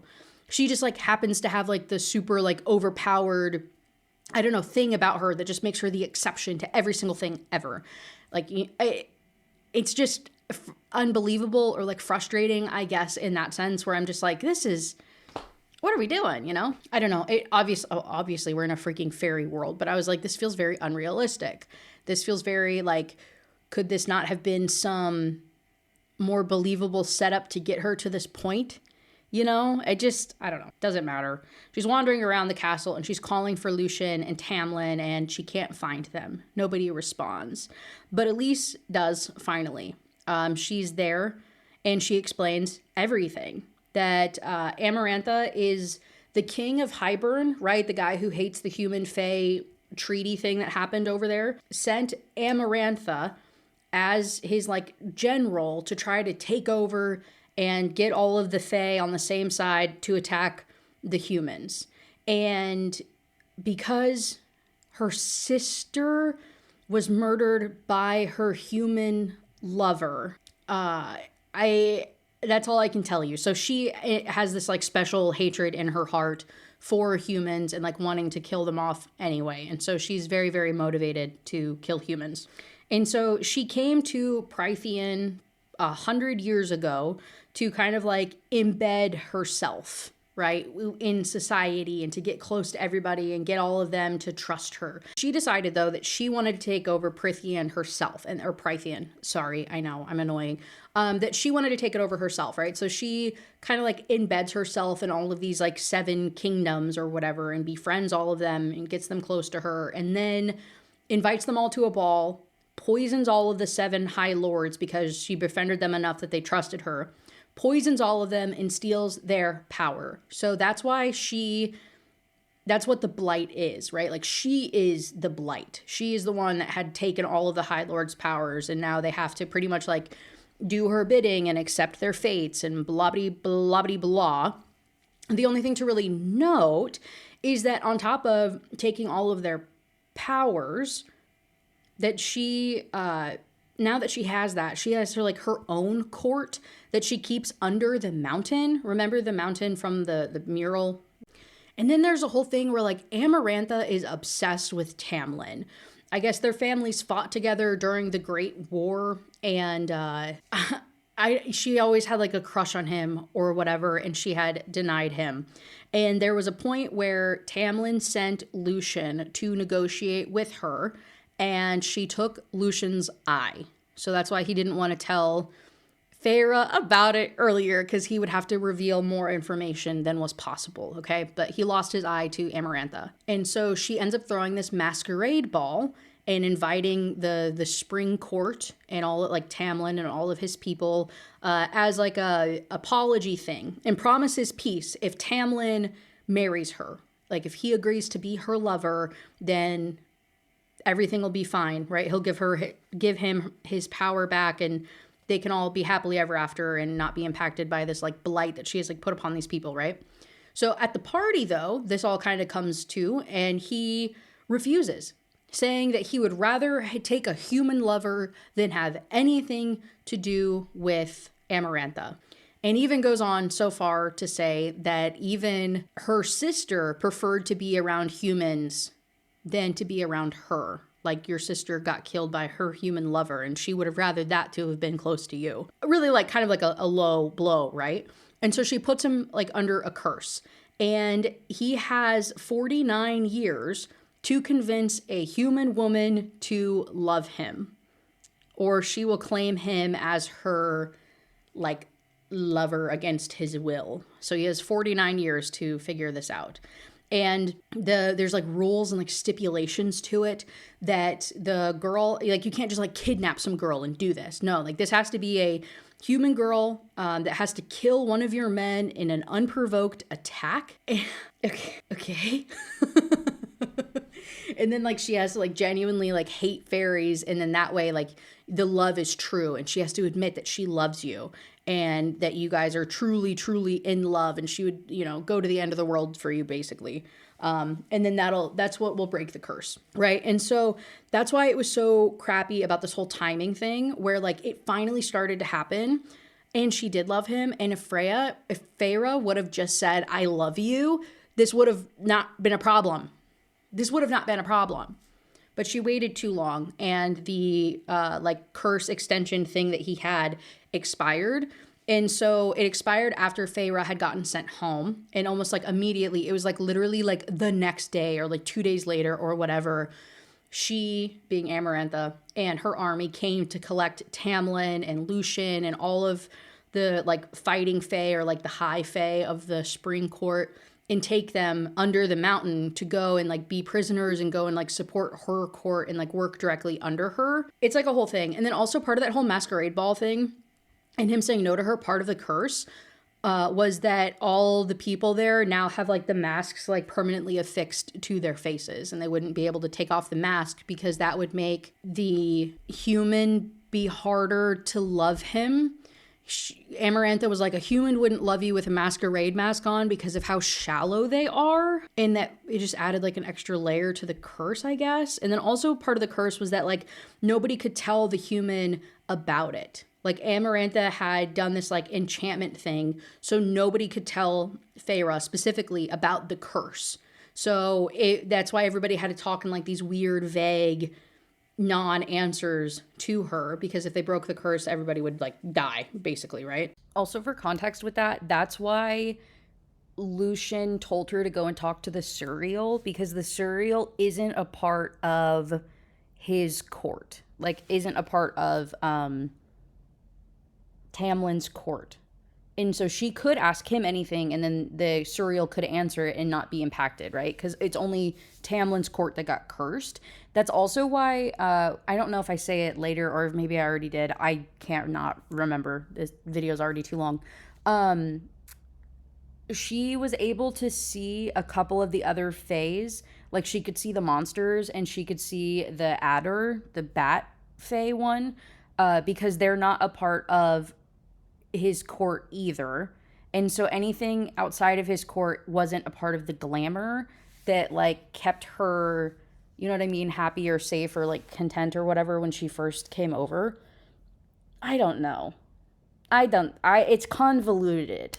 It makes sense, but it's convoluted as all hell.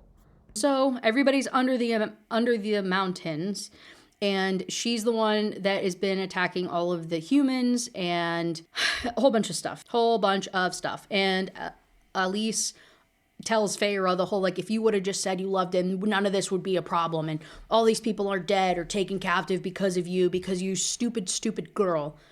And so she decides, I'm going to save him. My one little human 19-year-old ass, I'm going to go and save a whole bunch of uber powerful magical fairies in a world that I've never been to or seen outside of this one very particular manor. I'm going to save the world. I hate it here. So Elise is like, yeah, you better. Like, everyone's dead because of you, basically. So, like, yeah, go take care of it. Go fix everything.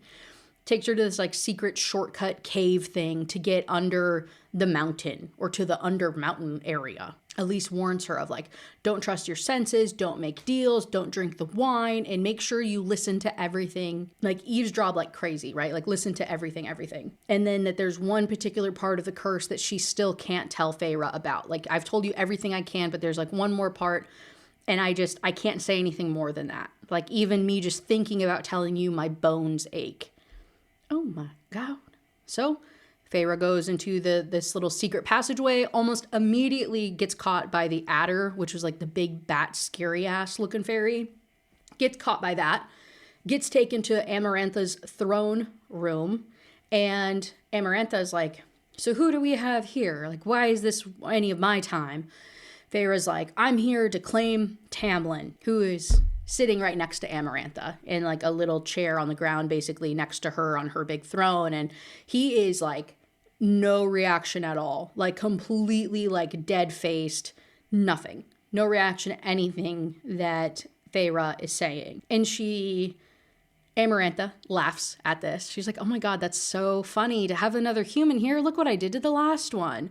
And points up at the wall, and it is Claire Better's body, like completely mutilated and like up on this wall for display to everybody. And it's very, very sickening and gross and very obvious that she suffered a horrible death. Okay. Feyre's doesn't care.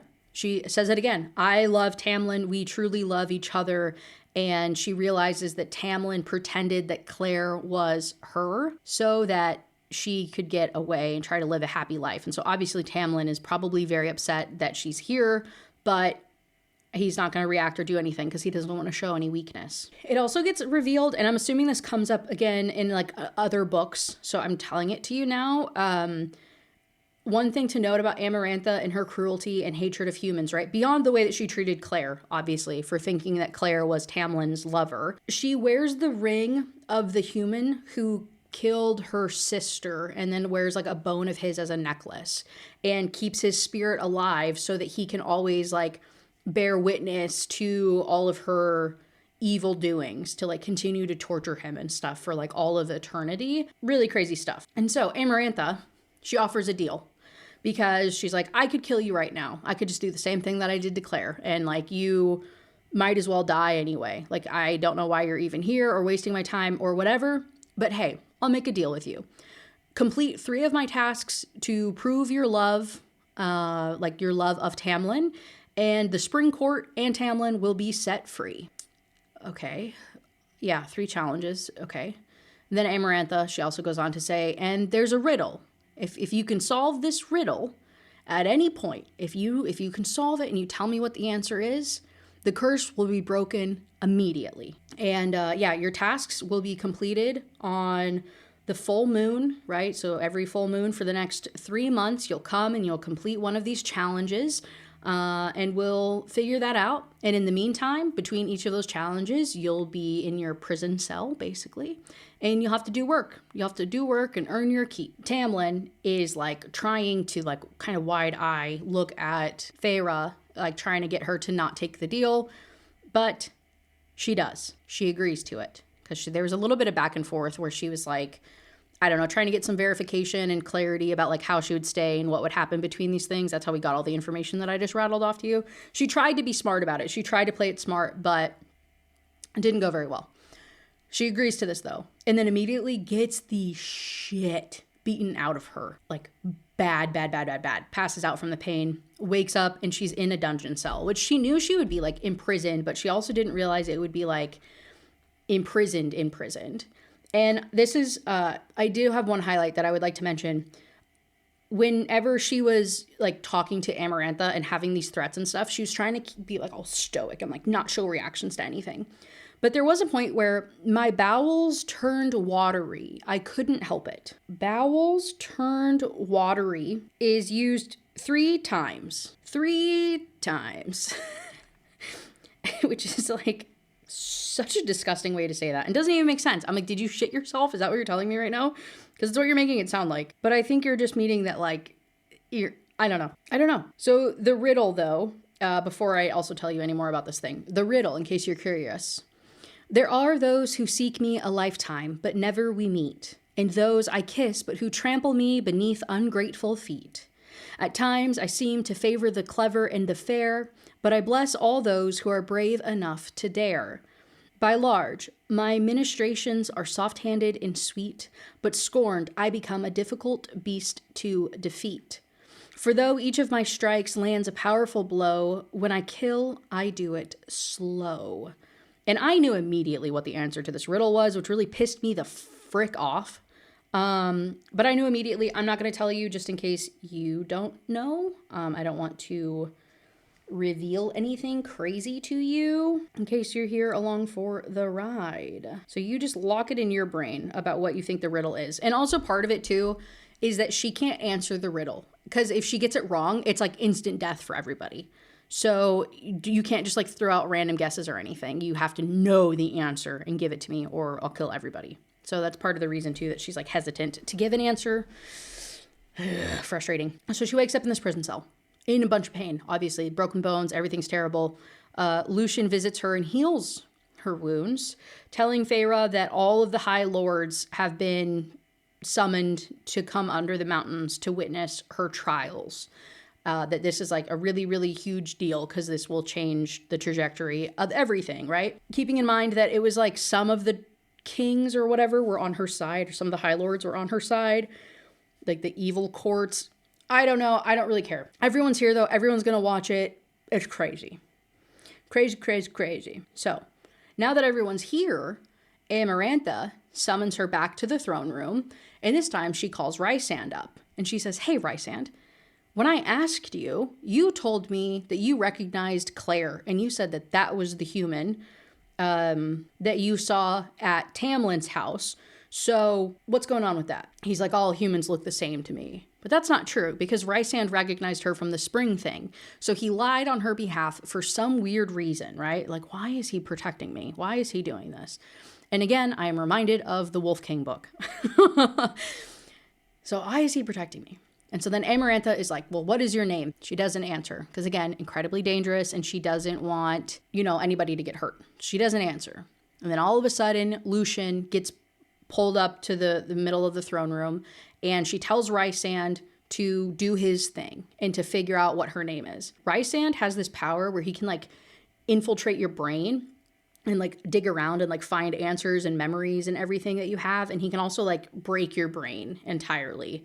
And so he's digging around and it's very painful. It feels like claws. It's very creepy. He did it once to Feyre at Tamlin's place, like a tickle of it to get information. And he found out that she had a crush on him or loved Tamlin or whatever. So she knows that this is happening to Lucien, and she sees him go still, and she knows that he's about to die. And so she interrupts it and she's like, "Stop, my name's Feyre." I say, "Okay, noted." And then she goes back to her room. Now, why did she need to know Feyre's name? I'm so glad you asked. I don't know, because she didn't give her last name. Like her family doesn't get like impacted by this. At least from what we know by the end of book 1. So then I'm like, so why was this like so tooth and nail to find out her name, other than just for funsies, I guess, and to try to hurt Lucien? And maybe that was like the first, like a little pre-trial test about how much, she cares about people. Sure. I don't know. Cut to however many days later, don't know. First trial, it's a maze of like trenches and she has to go through it. And there's this giant, scary worm monster that's going to find her and eat her. Right. And so she's in this, almost, it's like a Coliseum setup is kind of how I imagine it. She's in this, the trenches in like the middle of it. And then you have all the Fae and stuff that are like stadium type beat looking down, watching them. But then the Fae can also fly over the trenches and like watch more specifically what's happening. So I'm not sure what's going on. Okay. Anyway, it's a very dramatic thing. Very, very dramatic. She is able to figure it out and ends up defeating the worm. Is anybody surprised? Like really and truly, is anybody surprised? The only thing though is she defeats it. Great. She also gets hurt really, really badly. Like her arm is like snapped, like bone poking out. She is not doing well. And nobody comes to help her. There's no medic. There's no medicine in any way. She's getting like moldy bread and water, and they're not even giving her enough water to like clean herself off because she's like covered in the worm mud, which smelled like crap. So it's probably all like poisonous, and her wounds are getting infected, and she develops a fever, and she's like kind of accepted death at this point. Like she will fall asleep for like days at a time, and she wakes up in like excruciating pain until she passes out again. It is not looking good. And she's worried that Lucien will be punished for trying to help her, and that like maybe he hasn't come back yet because he's afraid of getting, you know, hurt since he almost died, right? Since like Rhysand almost killed him in front of everybody. So maybe that spooked him and he's not going to come back to help me. Or maybe he thinks he doesn't understand how sensitive humans are, and he thinks that I'll be able to survive this and doesn't understand. And so she just accepts death. That is until Rhysand appears and reveals to her that he was the only one who bet on her to win against the worm. One of the aspects about the first trial was that everybody like bet money and put money in the pot of like when the worm was going to win, or how quickly, right? That she would die within the first minute, that she would die within the first 5. There was only one person that said that she would survive, and it was Rhysand. And so as she was getting like carted away and like passing out from pain, she heard Amarantha call Rhysand to the front of the room to like ask him WTF is going on, and also to give him his winnings and whatnot. And so there's like weird stuff budding where he already was like banking on her and knew that she would survive this. And so he offers to heal her, but not for free, of course. He says, I'll heal you if you spend 2 weeks out of every month with me for the rest of your life. She doesn't want to make any more deals, right? She tells him to go to hell. She tells him to F off. She tells him to leave her alone constantly, and he keeps offering. And then he's about to leave because he's like, okay, die on your own, you stupid, stubborn human. Like, this is how you want to go out? Like, I can't believe that. As he's like fading away into the shadows to disappear, she says, wait, and then negotiates with him down to a week. So she'll spend a week of every month with him for the rest of her life. And they agreed to this because she's like, I don't have any other choice. Like, this is the only way that I'll survive to be able to save Tamlin. So he heals her, but in doing so, when he heals her, it like, her arm that was broken that got healed is like covered in tattoos now. It's like really, really intricate floral design. And on the palm, there's an eyeball. I don't know. He's saying that like the Night Court tradition is that like your bargains are marked on your skin, so this like binds them together or something, and he has the same tattoos on his body. I don't know. She's scared though, because she's like, well, now Tamlin will know that I made this bargain, and I'm worried about him seeing this. She tries to push back, but it just like won't get off of her skin. It just won't go away. She's like officially marked by this guy. However much time passes, Feyre gets summoned to clean, right? To earn her keep and to clean. And she has to wash this marble hallway. And if it's not cleaned by dinner, then she's pretty much going to get like tortured.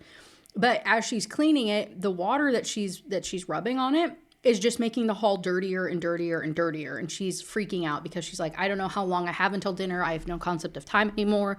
I'm going to die. When all of a sudden, Lucien's mother, right? She's the high lady of the autumn court. She appears. And she enchants the water to actually work and to actually clean. Really, she was set up for failure, right? Like this was like intentionally that this was making everything messier. But the High Lady comes in. She grants the water as like a thank you for saving her son, right? By giving her name to Amarantha, she saved Lucien. So this is the mom saying like, we're even, I helped you. Awesome. Successful. The next day, she gets called to do more cleaning. And this time, she has to clean lentils out of a fireplace before the people who are staying in that room return. And this is obviously like an impossible task, and it's super messy. And every single time she thinks she gets them all, more and more appear, which again, I'm pretty sure is like intentionally setting up for her failure. And then, of course, who is staying in this room? It's freaking Rhysand. Of course it is. And he's like, what are you doing in here? And she says she was tasked with cleaning it. And he's like, that doesn't even make any sense. How did that even happen?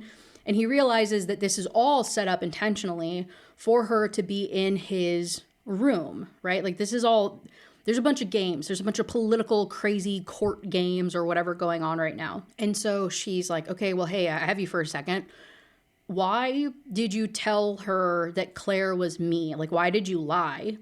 And he ignores the question, goes on to talk about other stuff. He reveals that all of the High Lords can like shift at least a little bit. And his shifting is like a bird. He has these big wings and talons and whatnot, but maybe bat-ish because his wings are described as membraney. I think one of the words used was membranous. It was a really weird word that I'm pretty sure is made up. And then she goes on to ask him like, hey, like, can you help me with this riddle? He's like, obviously I can't, but you having the balls to even ask, he like snaps and cleans the fireplace and like cleans her off and stuff. And I was like, the balls to ask. I was like, I thought we were like putting this in like the 1800s. You know what I mean? We're talking about fighting with like bow and arrows and fireplaces and like not having any type of electricity ever mentioned. Like, what do you mean you're using so much like modern day phrase and modern day like slang and conversations and stuff? There's just like a mismatch, which happens a lot in romantasy, where I'm just like, where are we exactly? Like, don't base this off of like the human world, or I don't know how to explain it. It's just like, I'm just like, what are we doing? Don't make this like a historically fiction stuff if like you're not going to commit to the bit. I feel like that's always my biggest complaint on stuff is just commit to the bit. Anyway, cleans. And then when the guards come to get her and come inside, Rhysand tells them, commands them to stop giving her tasks and to stop being mean to her and to stop treating her like crap. And they do, because he has this little mind control crazy stuff. And so he's able to like not supersede Amarantha's ability, but like make them listen to him still. So he makes them stop treating her poorly to the point that now they're regularly delivering her dinner, and it's actually good stuff. It's not mold, right? And they're actually taking care of her, and it's not this like crazy like hostage type situation. A couple days later, two of Rhysand's people, like his servants, come down and they escort her to a room where they give her a bath and they paint all of these like intricate designs, like the one that she has on her left arm. They paint that all over her body in this paint and put her in this like really beautiful dress thing. And then Rhysand comes to collect her because they're going to go and go to this party together, and she's going to be his company.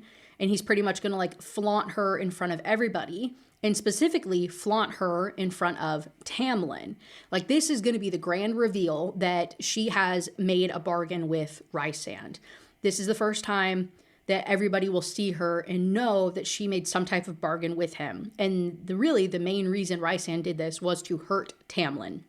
Like, made the deal in the first place. And then now especially this whole party is to like rub it in his face. And it doesn't get said why exactly he has such this deep-seated hatred for Tamlin. I don't think in this book. I don't think so. I'm pretty sure this happens in a later book.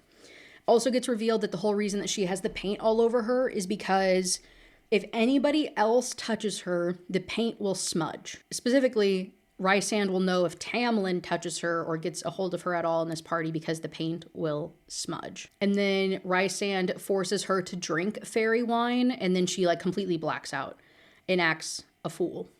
She has no memory of anything. Like the second she drinks the wine, no memories at all. But later that night, when she's back in her cell, Lucian appears and he's like, hey, why didn't you wait for me? Like, I would have been here. I would have helped you. And goes on to also tell her of like what she did and what Rhysand made her do, which was pretty much just like dance on his lap and like sit on his lap all night. And again, just like freaking stab Tamlin and twist the knife type of thing. And she says, I had no choice but to make a deal with him. I have no choice but to do all these things because you didn't come back and blah, blah, blah. And he's like, I just recovered.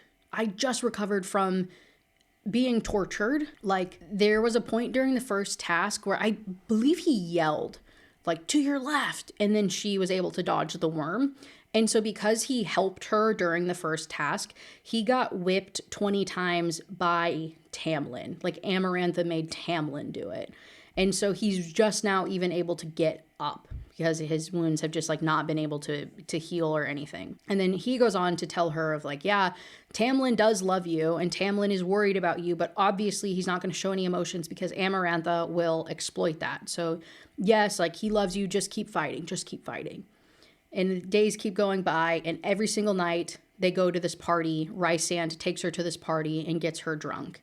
And then during the day, she's just sitting there hating life, feeling miserable, and thinking about the riddle and how to solve it. And then there's like one of the nights at the party, it gets interrupted because there was a High Lord of the Summer Court tried to escape from under the mountain and got caught. And so then they called him into the throne room, and Rhysand went up there because he's, again, the mind control guy. So he gets like called up here to do these types of things. And Amarantha tells him to like scrub his mind and figure out like why he did it, who colluded with him, like what, like the whole story is. Rhysand says there was no motivation. Nobody helped him. He just wanted to leave. And she says, okay, like, I don't know, do something to his brain. And instead Rhysand kills him. And she realizes that this was like a mercy killing. And then that makes her realize that Rhysand is playing this political game in a way that like she doesn't even understand, right? That there's like so much more going on here. So much more going on here. And we have 6 chapters left in the book. Yeah. I don't know. In chapter 40, it's time for the second task. We are to the second full moon. This particular one, there's another riddle given, except it's written on this wall. And there's the 3 answers, and Feyre will have to go and pull one of the levers, and the lever will be the answer to the riddle. And if she answers incorrectly, there's this giant spiked thing from the ceiling that will drop instantly and like kill her. It's like on fire, basically. It'll be like this really, really terrible death.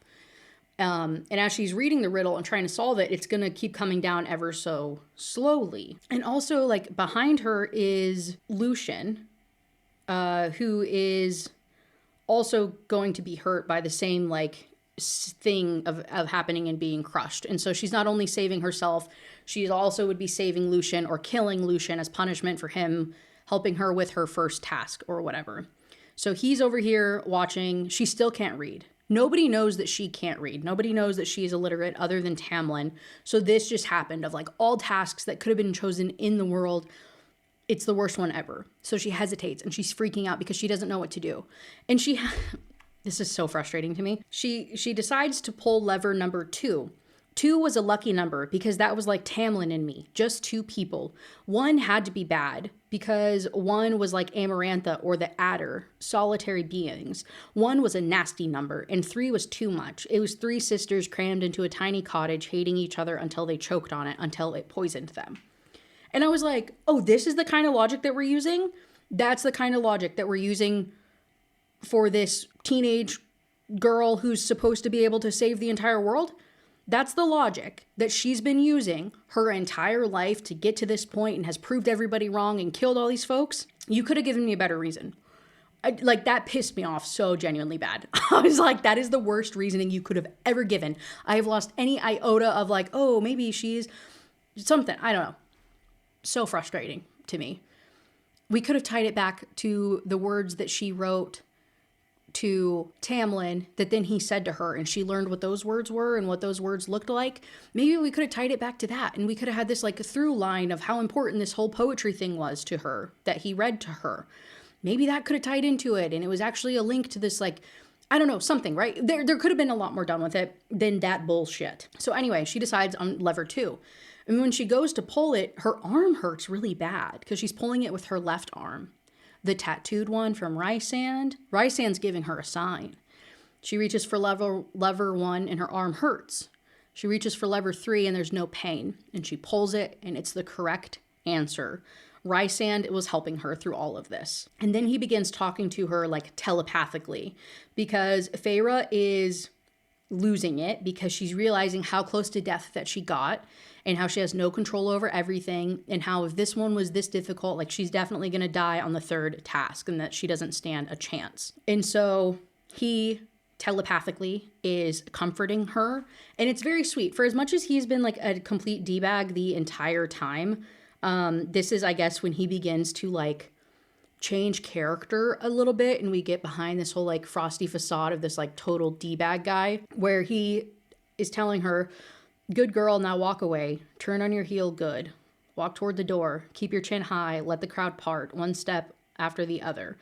I listened to him, let him keep me tethered to sanity as I was escorted back to my cell by the guards, who still kept their distance. Rhysand's words echoed through my mind, holding me together. But when my cell door closed, he went silent, and I dropped to the floor and wept. And she is just crying and crying and crying, like for days. And so he appears, and he's back to being a D-bag. And he's like, really? You're still crying about this? Like, you're alive. You should be happy. You won the the second task.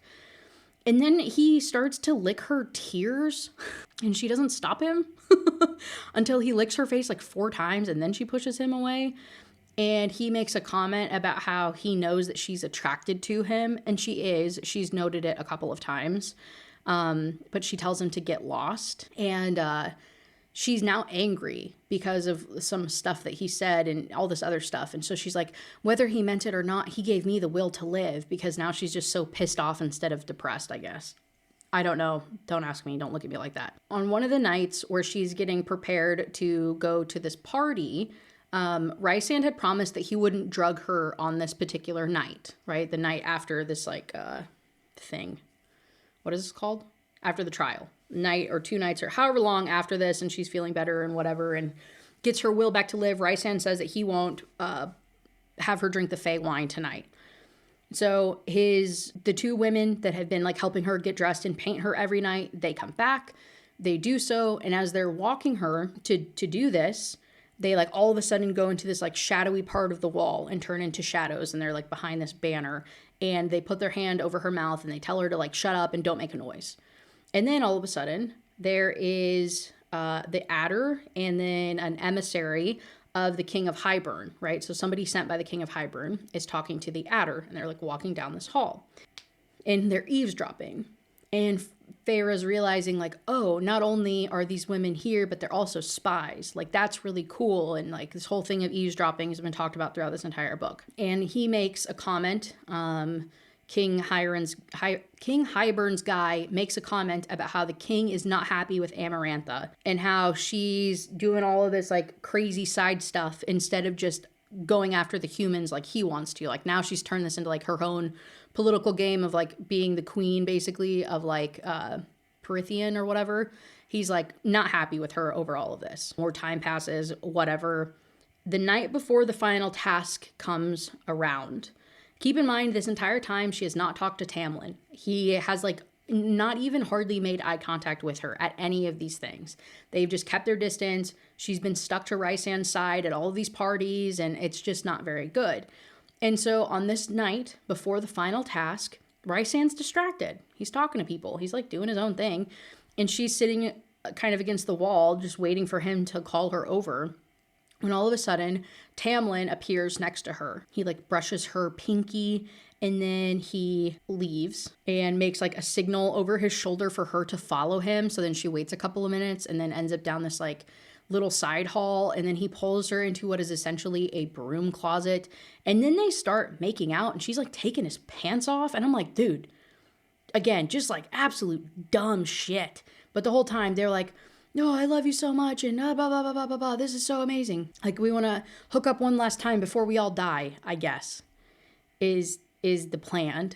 And so Rhysand appears in the shadows, as he does, because he can like walk through walls and stuff too. This guy's completely freaking OP'd. He appears in the shadows in this broom closet and catches them in the middle of like trying to do the do. And he's like, hey, you freaking dumbasses. What do you think she would do if she found you guys together right now?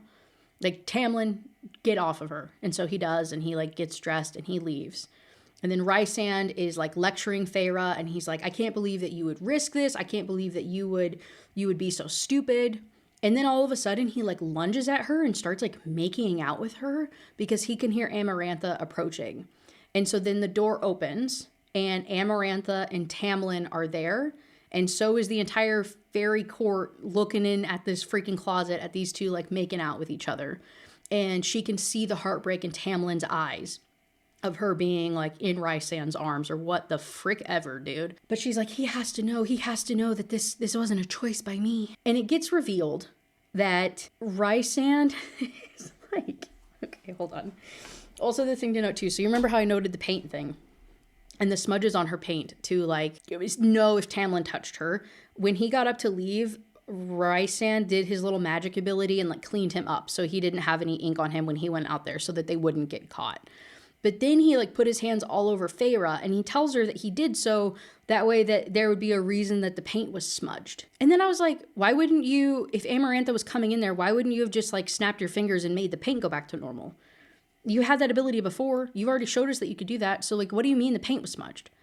That doesn't even make sense. Like, no part of that makes any sense to me. But whatever. He goes on to tell her this is his like big opening night because everything's about to go sideways, where he's like, you know, I'm plotting against Amarantha and my plan is to piss Tamlin off so much that Tamlin would go into this like senseless fury and destroy Amarantha the second that Feyre breaks the curse, that he'll just attack him, or attack her. Some back and forth. He goes on to say that, you know, like his number one priority is protecting the Night Court, and that we get the big like background reveals. Amarantha forced Rhysand to be her like slave as punishment because Rhysand's father killed Tamlin's family. Okay, so that was like his punishment because his dad sucked, and then Tamlin killed Rhysand's dad. So then I'm like, so were we not equal there? Like, dad for a dad? Like, what do you mean? Why am I getting punished? What did I do? But anyway, so that's why he was here anyway. This is why he got called. That's why he's like kept as this thing. And then I was just like, so who's doing the Night Court? Are you stuck here all the time, or you just get like summoned by her? I don't know what's happening. It doesn't make any sense to me. And then he also tells her of like, yeah, I kissed you in the closet or whatever to protect you and to protect Tamlin from Amarantha's wrath. Because if she noticed that he was gone and she thought that he was with you, she would take it out on him for choosing you over her or something. I don't know. And then also when he's going to leave, she's like, hey, by the way, that curse that we agreed to, that like I would spend a week with you every month, like you could have asked for anything and I would have said yes. And he says, I know. I chose not to. Okay, but you still like negotiated and made her stay with you for a week out of every month for the rest of her life. So like, what do you mean? What are you getting out of this? Why'd you help her? Why'd you help her and help Tamlin?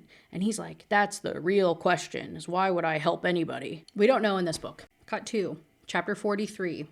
We are in the home stretch. There's only 46 chapters. For the final task, Feyre must murder 3 innocent high fae in cold blood, the same way that she killed the wolf, right? The same way that she killed Tamlin's guy before. And Amarantha asks if she has any, final words. She goes on this whole speech about how much that she loves Tamlin. And then each of the fae in front of her have like bags over their heads. And then as she approaches like the first one to kill, and there's like a dagger in front of each one of them. These daggers are like covered in ash, right? And so she has to take it, and then they take off the mask or the bag off the first one. And it's just this kid. It's like young fae, and he's like begging for mercy. And then she hears people crying out in the crowd over this person that she has to kill. It's very sad. It messes with her mentally. She doesn't have a choice. She goes back and forth, has the whole like, oh my God, what is the thing with the train tracks? And it's like, you kill the whatever or the whatever. It's literally that. And it's like explained as if it were that psychological experiment or whatever. I don't know. the little bits of logic that we are given from her perspective make her sound so stupid and like frustrate me to no end. And yeah, I think that's where I lost my likability of this character. But regardless, she decides to, right? She decides like she has to murder these people and that she's like hoping that she can be forgiven. And then she kills the first one. And then like stabbing it through the heart. The second one, it's this like woman, she takes off the thing and the woman's praying. And it's very obvious that the woman is like asking her for mercy, like asking for like killing me would be like a mercy kill. Like it's this or like the world ending and all this other stuff. And this woman is very aware of it and is pretty much like telling her it's okay to kill me, which is like arguably even worse to have to deal with. Kills that Fae, dagger through the heart. The final Fae that she approaches, when the bag comes off, so does the glamour. It's Tamlin. And then next to Amarantha on her throne, what she thought was Tamlin was actually the adder with a glamour on that. And so she had agreed to this challenge and agreed to kill these 3 people on this platform or whatever, not knowing that one of them was Tamlin. Does that make sense? So the crowd has been watching this entire time with like pins and needles because they can see through the glamour. And so she's like, oh my God, I have to kill Tamlin, or I don't kill Tamlin and then we all die anyway, or I kill him and save his people. And she just is having this entire thing and she's like, this is unfair. And Amarantha, she's like, I never promised you that I would give you Tamlin alive. I just said he wouldn't be under my control anymore. And so she's sitting there and she's like trying to remember every conversation ever, right? We're back to this whole eavesdropping thing that we've talked about throughout the book. And she's trying to remember every single thing ever to have some type of hint for this moment. And like, what was the other part of the curse that Elise couldn't tell me about? What could it have possibly been? And she's realizing that all the times that she was walking around the castle and the doors were open, it was because Tamlin wanted her to hear what he and Lucien were talking about. And then she's like, oh my God, Lucien said that you had a heart of stone. And the other guy said that the adder also said that you had a heart of stone. Oh my God, I think he actually has a heart of stone. And like her face like kind of clicks into place. And Tamlin, watching her, realizes that she has like solved it. And so he like smiles at her. And so she takes the risk of the ash-covered dagger and stabs Tamlin in the heart. But obviously it hits his stone heart and the end of the dagger bends and she takes it out. And she's like telling him that she loves him as this is all happening. So he's hurt, but he is alive. And then Amarantha decides to say that the bargain wasn't specific. I said that I would free Tamlin and his people, but I didn't say when I would do so. So it might be after you die, Feyre. I didn't tell you when it would be. And so then she begins to like torture Feyre in this like very angry thing because she didn't expect it to be bested. She didn't think that she would know these things or whatever. I don't know. She's like torturing her, breaking her bones, a bunch of crazy stuff happening. And she's like, admit it. Admit that you don't love Tamlin. And the whole time she's like, I would never do such a thing. I would rather die than say that I don't love him. Obviously, Tamlin can't do anything. He's like in his own pain from the ash dagger that he's unable to heal her because he can't even heal himself. And then Rhysand appears and he's trying to help her.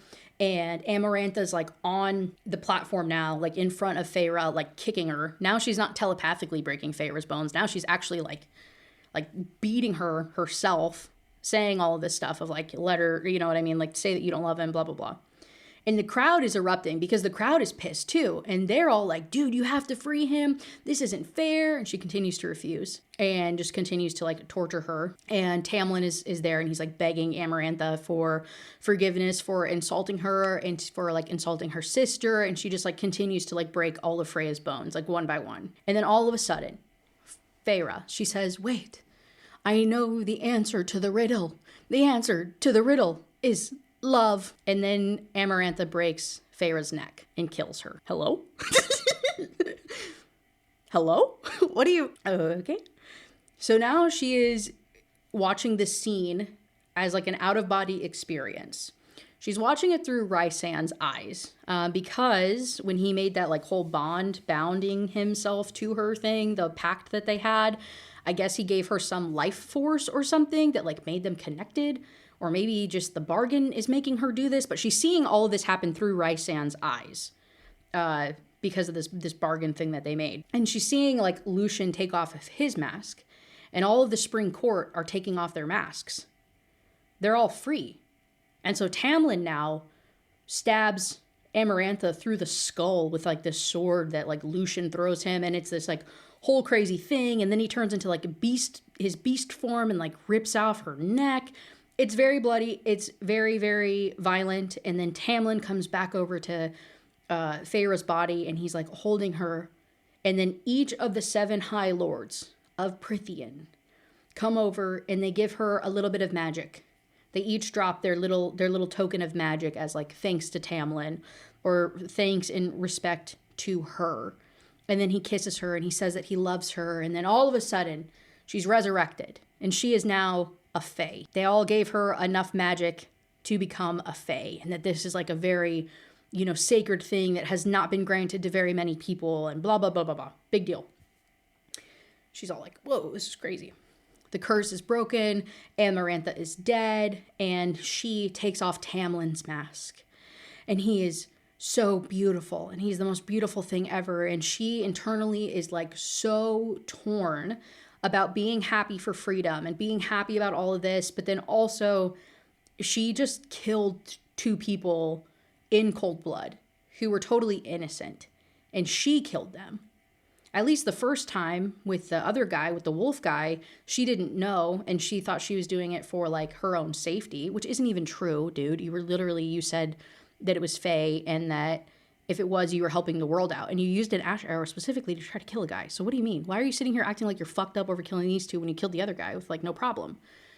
But it's a whole matter of survival versus matter of like whatever. But also, I'm like, the wolf didn't even do anything. Don't get me started. Anyway, she is feeling very regretful, obviously, over killing these people in cold blood. There's a bunch of meetings with the High Lords, and then all of a sudden, Tamlin takes her, and they end up having sex. I don't know. What do you want? They bone. Everybody's happy. She survived. Everything's great now. She has like ultra senses now, or everything's like brighter and like more colorful, and she hears better, and her body is a little different, and her fingers are a tiny bit longer, and her hair is different, and everything's just kind of funky, and she's almost like glowing. She has this like weird kind of like iridescence or whatever about her because of the magic that they bestowed upon her. I don't know. Also, her name is Feyre. Doesn't that also mean fairy? Isn't that close enough to fairy that she's probably already was one? This is Kaylee not reading any books, where I'm like, did she just become a super fae? Like she already was, and then this was like the triggering event to make her like some super, super, super, ooper duper OP fae from like, I don't know. I just feel like that's going to come around eventually because she already had that name. Especially when you got sisters that are named freaking Elaine. And then you got this name? Okay. Anyway, it doesn't matter. They're all running around trying to figure out what the heck happens now with her dead and everybody getting their powers back and the curse has ended and blah, blah, blah. Now what do we do, right? A whole bunch of political nonsense, whole bunch of stuff happening. She gets called to Rhysand's in the middle of the night. She feels this like pulling in her center because, again, they're still connected because of the bargain. And so she goes up to his room and he's about to leave. And he's just like, hey, I just wanted to say goodbye. She's like, why did you come down? Like, why did you try to fight her for me? And he says, I defended you up until the very end because, like, when this goes down in history books, I wanted to be, like, on the right side of history. That, like, I did what I could to fight against Amarantha. And also, I didn't want you to die alone. Oh. And then his wings are there again. And she's like, oh, are you going to fly home? And he says, no, that would take far too long. And also, like, I just don't fly very much. She's like, oh, but you talk about it like you love it. And he says, yeah, but I do love flying, but anything I love, I tend to lose. Oh, okay. And then he's like, hey, by the way, how is it being a fae now? And she's like, I'm a fae, but my heart is still human. And I'm still really sad about those deaths and killing those people. And I think I would feel better if, like, my heart got reset too. like, right, that like I would become a fae and I wouldn't care about killing people as much, but like I do, and that part of being a human sucks. And he tells her that it's a good thing that she has feelings because like the worst people don't have any at all or something, some highlighted quote with like 41,000 highlights. And then he goes to disappear into the shadows. He like gives a little bow and disappear. And then as he looks up and gives one final, you know, parting thing, he looks at her. His like face changes and he stumbles backward because of something that he saw. And she's like, what did you? And then he disappears instantly. Oh, well, that was weird. And then that goes back to what I said of like, I think when he looked at her, he had to have seen this super ultra fairy thing. Like he saw something that was indicative of like some bigger thing. And I was like, I think she became some mythical being now. That's the only explanation that I can think of, but I don't know the truth. So don't like quote me on that. And the book ends with her and Tamlin going home to the spring court. And it's so beautiful. And she's looking forward to an eternity with him. That's the book. That is A Court of Thorns and Roses by Sarah J. Maas. I mean, it was fun. It was something different. Like I said, the pacing was freaking atrocious in my opinion.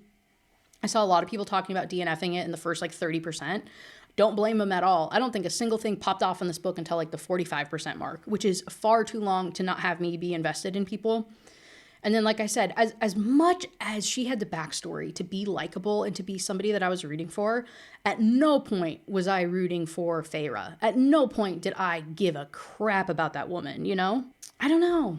Yeah, so 2.5 stars. I mean, yeah. I think also if I read this before I read Wolf King, I would feel differently about it. But because I feel like I literally just read this story, I'm like, this is really boring and lame, and I predicted all of this. But that's also because I read a book that obviously was very inspired by this book. So I can't fault this for that. I can't fault the book for my reading experience.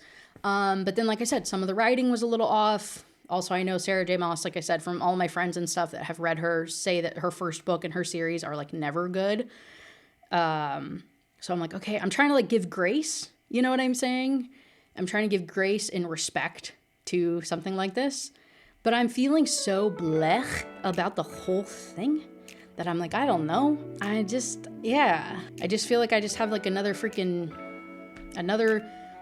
book on my list. I read another book in 2026. There you go. You know what I'm saying? Like, this doesn't have any lasting power, I don't think, for me personally. But anyway, that was the book. Thanks for listening. How do you like it?